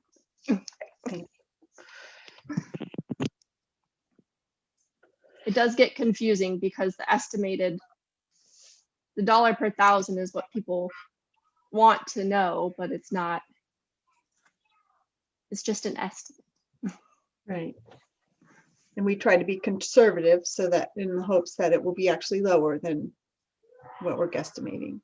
Exactly. Yeah. Okay, we'll go to the next slide. So the next slide is just a couple illustrations, really. Really, I wanted to illustrate to the board and the community just a couple different factors that go into the different rates and things like that. So currently, enrollment does play a factor into our local our state match funding. Basically, it doesn't factor into the local levy part, but it does factor into the state match piece. So, and all of the values in these examples are truly just illustrative. I wanted some nice round numbers just to show impact, so that you guys can kind of have an understanding of what that could look like. So Basically, when enrollment decreases, which is happening right now, we're experiencing an enrollment decrease. The amount per student that we receive from the state will also decrease, because the amount equivalent that we receive calculated per student for taxes collected, which is the third line there, the $100 versus $111. That factor increases when you experience an enrollment decline. And so that decreases your state funding per student, which is just on that next line below that 1,400 versus 1,388.89. So our decreased enrollment that we're currently experiencing will reflect in our state funding for 2022 calendar year. We'll be talking mostly calendar years here because that's how levies are calculated. But basically, for the next 2 school years after this current one, we will experience the actual effects of those enrollment decreases in our state funding and our state match local equalization funding. The other major factor that impacts the funding is the assessed values. And really, we can project and estimate as much as we possibly can. I mean, we could run 100 different scenarios, but it truly is just an estimate every time we're looking. But when assessed values increase, Laura, as you stated, the dollar per thousand for taxpayers decreases, which is great. But the impact on our funding, our state funding, also decreases. So if there's no other impact, then, you know, that's it. So you guys see on the total state funding line, which is just right underneath of the enrollment line on that second table, you'll see that it started at 7,027,500, and it decreased to $7,500,000. So you'll see that just with a let's see, it was a 6% increase in assessed values, which in our community, it could happen. So it's just something we have to, you know, be prepared for, and just something that we have to, you know, monitor and just make sure we're fiscally responsible if we're aware that those things may happen. Any questions on this slide?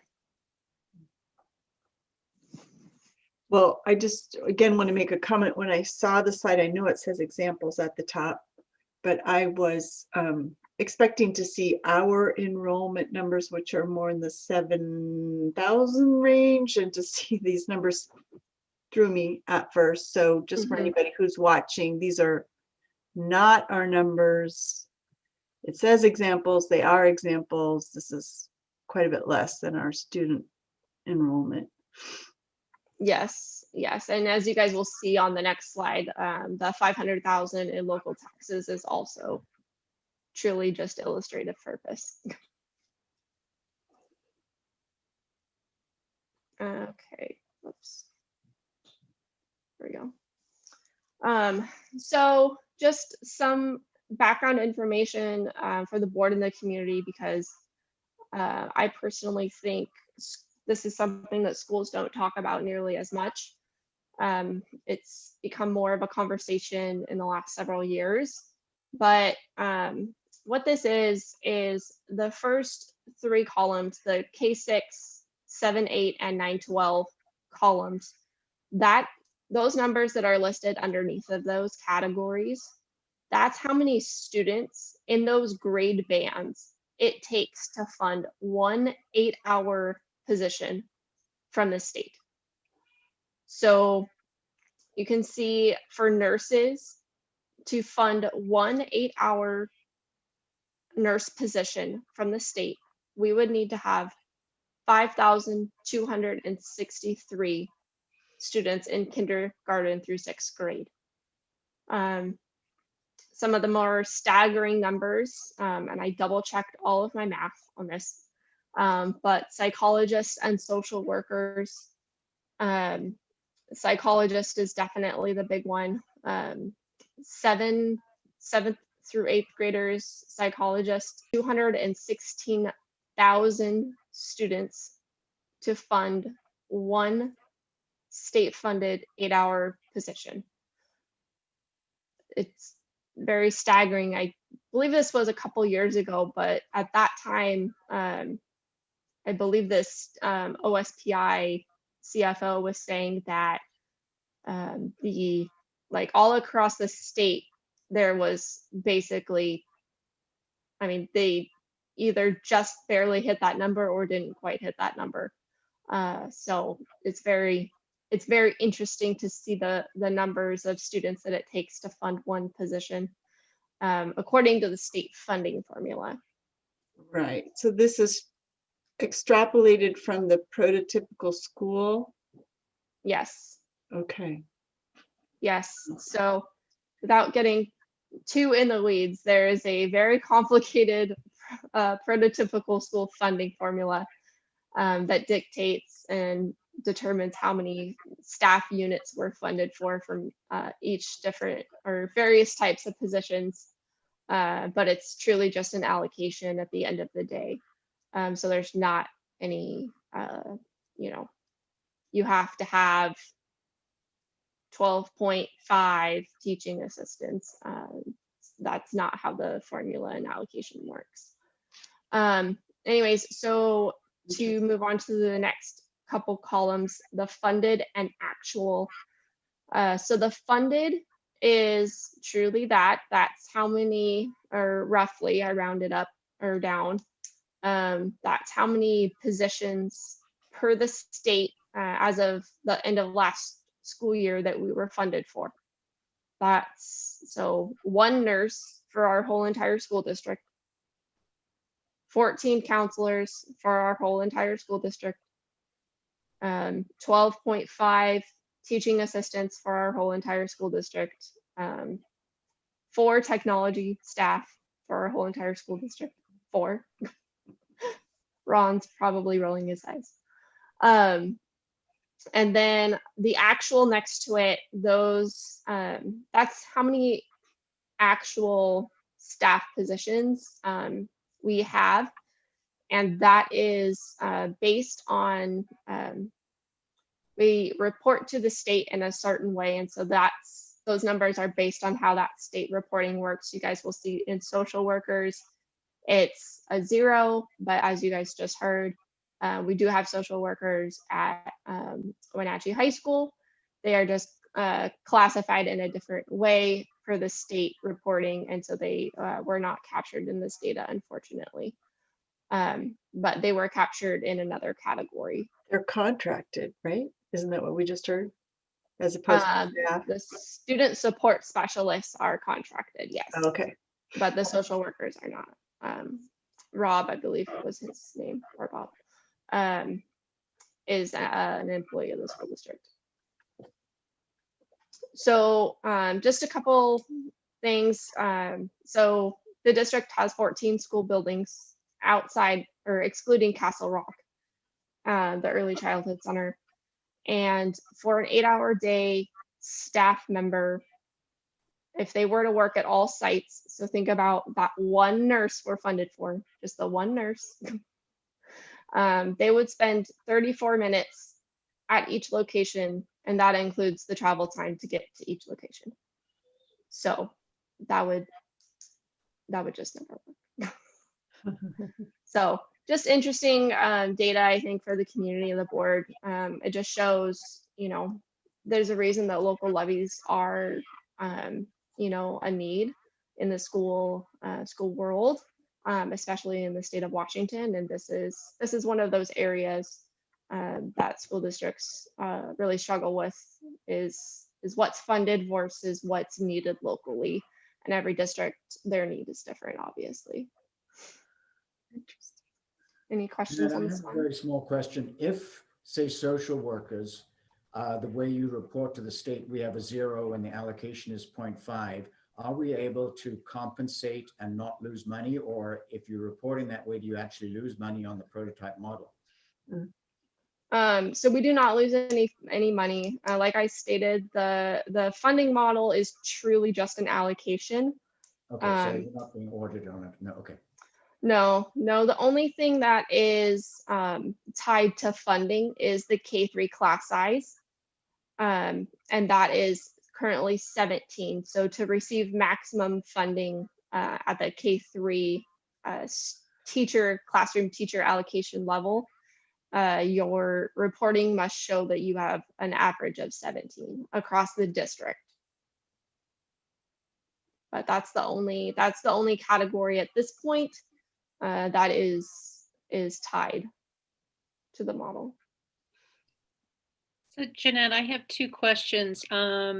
What under safety? I know we used to have a safety person in charge in our district, which we haven't had for several years. But could you talk about the role of the 2.25 safety people, and then also teaching assistant? Could you clarify that? Thank you. Yes. So under safety, there is staff members at Wenatchee High School that are, I believe, Kelly would be the better one to answer this, but I'll take my best stab at it. But so they're outside of the SROs. The SROs are not included in this. So the safety staff are essentially safety patrol is going to be my best description of that. Teaching assistants is paraeducators, mostly paraeducators in the buildings. And that's only the basic ed funded ones. So if they're funded from a special education grant or a Title I grant or a bilingual grant or any other grant, they are not included in this reporting. This is truly just basic education funded. Kelly, if you want to jump in on the safety, you can totally do that. Yeah, I don't know the coding specifically to who was coded under safety, but we do have 2 safety and security officers at Wenatchee High School. And then I'm wondering if maybe the truancy is also covered under that. Thank you. Thank you, Kelly. Okay. If there's no more questions, we'll move on to the next slide. Oops. There we go. So this is a pretty big list that is not limited to just this list. But these are costs that are funded by the Levy and LEA, which is, again, that Levy equalization funding. And we really look at these together because they really are a package deal. So if you do not have a levy, you do not get levy equalization funding. So really they are, again, a package deal. Some of the big things are athletics and extracurricular activities. Those are listed for you guys to see. The teachers, additional teachers to lower classroom sizes, instructional support, nurses, technology staff, basically looking at that previous slide, the differences between those funded and actual staff categories. Other things, special education resources, textbooks, technology, the SROs, staff leave. So one of the things that's interesting with the state funding is they fund substitutes at a rate of 4 days for each certified staff that you're funded for, but they do not provide any funding for classified substitutes. So just an interesting thing. Staff professional development, PBIS, positive behavior interventions and support. You know, there's a long list of things that is definitely valuable to the district and to the community that the Levy and LEA support. Any questions?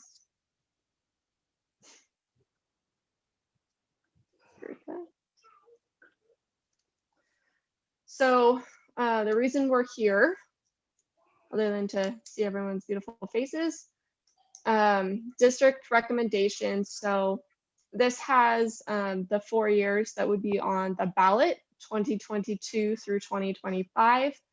It also has the 2021 on there for comparison purposes. So we're just going to go from the top down.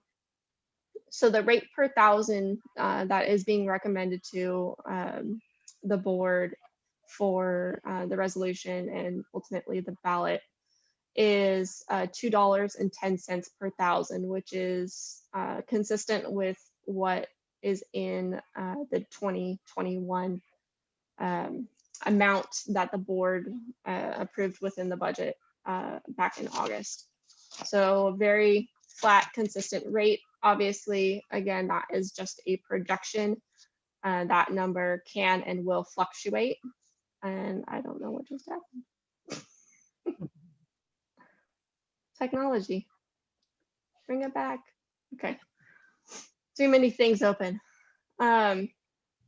So the next column down is projected assessed values. Oh my word. Projected assessed values, again, those are just projections, but we do include that as part of the factors because it is a very important factor for us to consider. There is an inflation or an adjustment factor that I used about 4% and then 3% in the out years. That is relatively conservative just based on past history.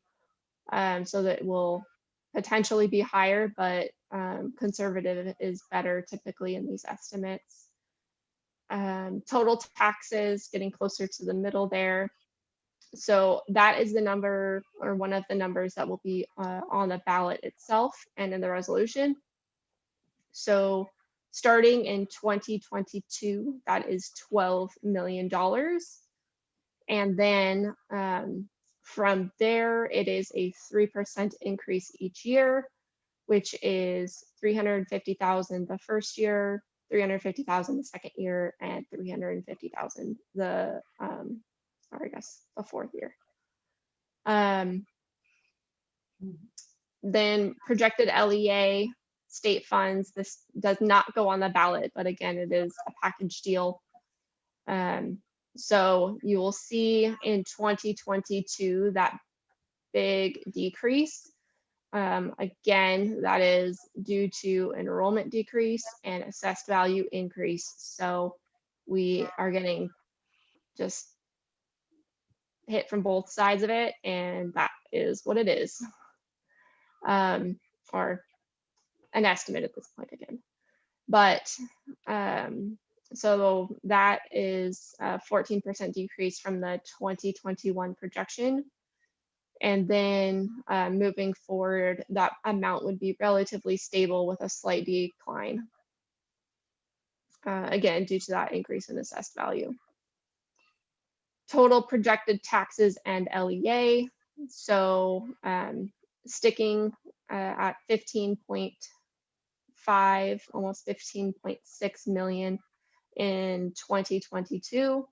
And then in 2025, that would be almost 16.6 million, just over 16.5, which is roughly a 2% increase each year. So those are the values. Does the board have any questions?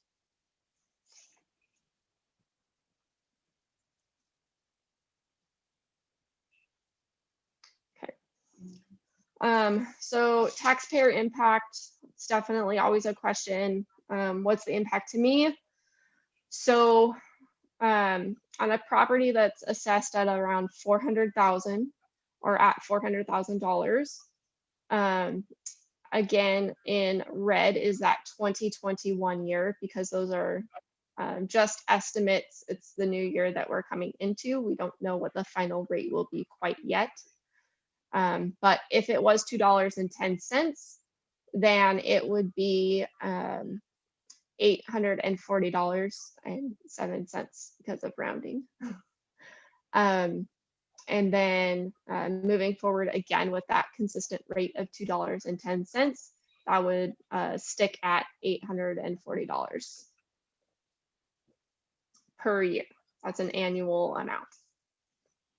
But on this one, you know, that's just comparing our local levy, but we had state levy that backfilled this. So the total tax bill that the taxpayers are going to see is there. Are there still going to be three categories of two state and one local Yes. school tax category? And Yes. so is it possible for us to predict what the total amount will be? Because people might feel as if we aren't giving the full story if we say, well, you know, from this, it looks like your taxes are going down, but that isn't truly the case. Yes, I will work on that and get that to the board for the next board meeting with the resolution. Thank you.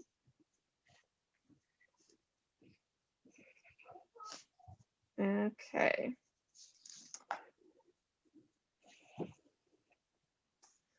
So overall budget impact, the $2.10 was what was included in the 4-year budget that the board adopted back in August.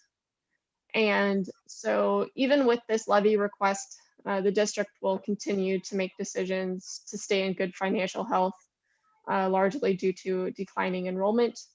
And we always strive to make decisions in good financial health of the district. We do not want to put that in jeopardy.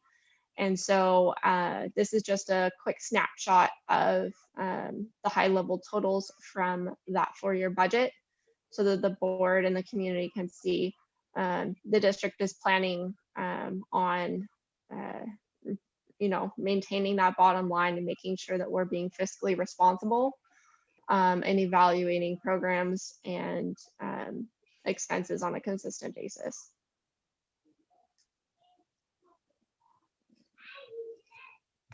Okay, any questions on that one?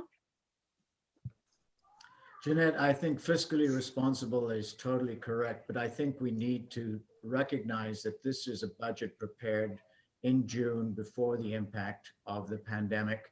It's the same numbers as we had under different assumptions. We intend very firmly, or you do, and the district staff to manage it very well, and the board will work hard to make the same thing, but they are actually somewhat out-of-date numbers.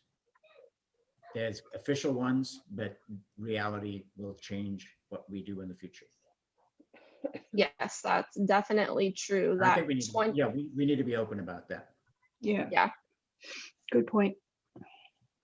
yes, that 2021 column looks very different than it usually would have. So key takeaways, projected rate of $2.10 per thousand. That is consistent over the 4 years. 3% increase in total tax each year of the levy. That is due to the assessed value growth and just the way the calculation is.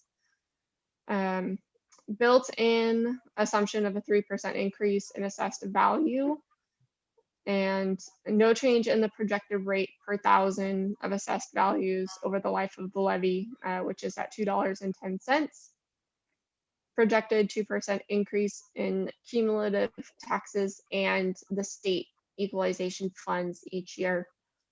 Our state funds are projected to decrease due to increases in assessed values and decreases in enrollment. Both negatively impact that calculation. The largest impact again will be in 2022, which is 21-22 and 22-23 budget and school years. And enrollment is basically 1 year behind tax collections. So I put that just kind of a little timeline for you guys as far as the budget or the enrollment impact goes. So you'll know when that impact hits based on the school year enrollment. And we'll round it on home. Conclusions, the local levy dollars, which is the slide 7 and 8, support the programs, personnel, and activities beyond what the state funding model provides. And unfortunately, if the levy does not pass, the district would be looking at a reduction of $15 million, which is the total of those two funding sources. And we'll go back to slides 7 and 8 here that show what those, including but not limited to items are. So lots of different items that are supported through these two funding sources, and they definitely provide value add to the district and the community. Yeah, that would be devastating to our district. It would be a very large challenge. That is definitely for sure. So board members, any other questions? This will be back to the board for, as Jeanette had said, back for final action for you to put it on the ballot for February.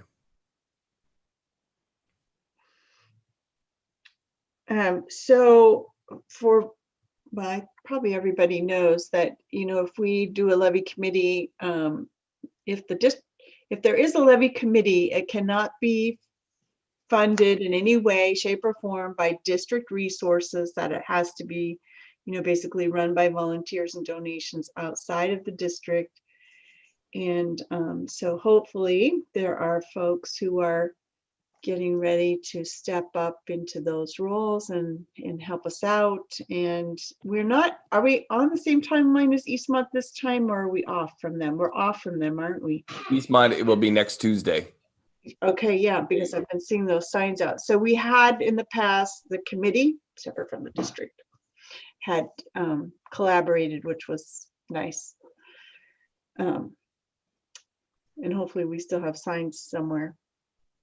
The committee still has signs. Garn has the signs now, and hopefully they all come back with that positive vibe on them from the Eastmont victory. Yeah, we'll be watching that very closely. Thank you, Jeanette. Appreciate that presentation and all your hard work. It takes a lot of focus and concentration to put those numbers together in the way that you did, and it also takes a team.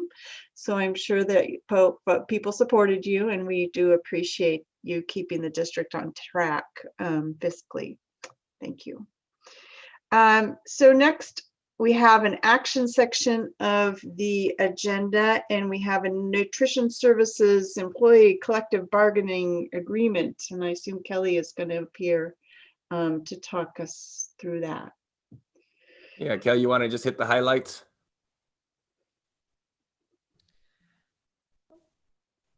Sure. I do not have it in front of me because I actually was not prepared to talk about it. I thought Katie was going to come on, but that's okay. We're good to go. We did a term of agreement and a percentage increase, and that was the only change to that contract. It went very quickly, was very smooth. The employees understood kind of the financial impacts that unfortunately we're going to be under for the next couple of years. And so it was one meeting, and we followed your parameters, and everybody left the bargaining very happy. So we're just asking for your guys' approval on that. Great, wonderful to hear. So we are, is there a motion then to approve the NSC collective bargaining agreement? I will move. Go ahead.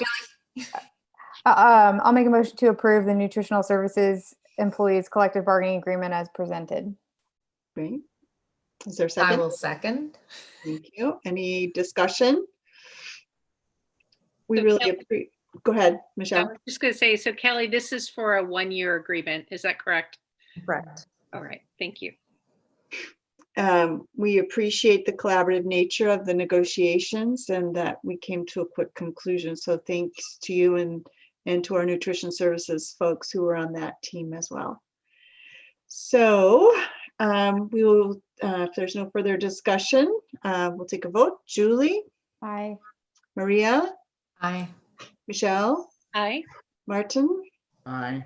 And Laura's aye also. Thank you. Great. Thank you, guys. Thank you. Okay, board communication is next on the agenda. And if nobody else has any, I do. Okay. I attended the regional WSD meeting on our behalf for Region 7, which was interesting to find out that since the meetings are virtual, members from other regions attended our meeting, which is kind of cool because you got to talk to people from other places in the state, and they have perfected the art of breaking people off into breakout rooms for questions. And there were a couple of questions asked of us last night, and one was, as a community educational leader and elected official, what does the world need from you right now?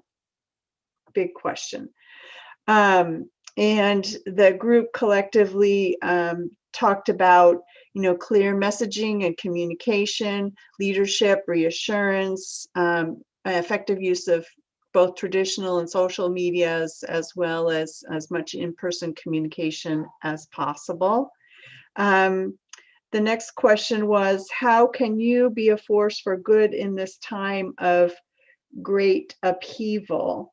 And the conversations centered around leadership attitude, having that can-do attitude, asking questions, challenging norms, like challenging norms, what norms?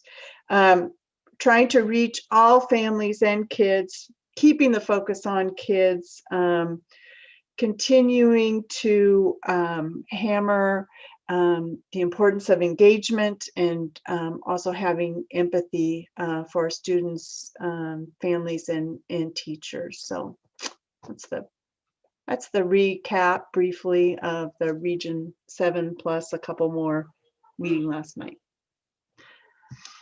Thanks, Laura. Yep. Anybody else? I just want to make a shout out to all the district, the staff, the students, the parents. We've made it 9 weeks almost, right? So we've got conferences the next few days, but it has been it's been challenging, right? There's all these challenges, and I know on Monday we're going to be starting some new things. So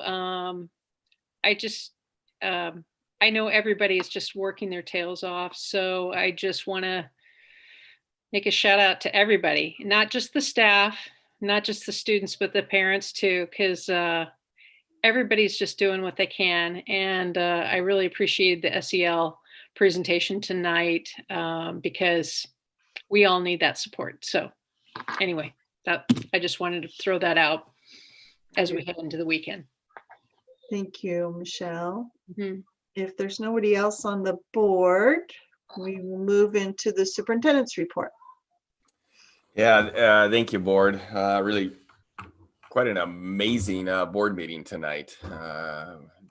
Very different emotions for all different reasons, but a very impactful board meeting from start to finish. So thank you, board members. As Michelle said, Monday, we have our first day of school for preschool through 2nd grade. We're excited to welcome everybody. We do it with great focus and understanding that safety for our students, for our staff, for our parents, and our community continues to be the driving force. And I'm incredibly pleased with all the work that's going into ensuring that we have this safe transition. Because these next few weeks will really dictate our next round of opening. As Dr. Butler and others have said, we're going to keep watching ourselves, keep watching the work we're doing, keep making adjustments as we go through.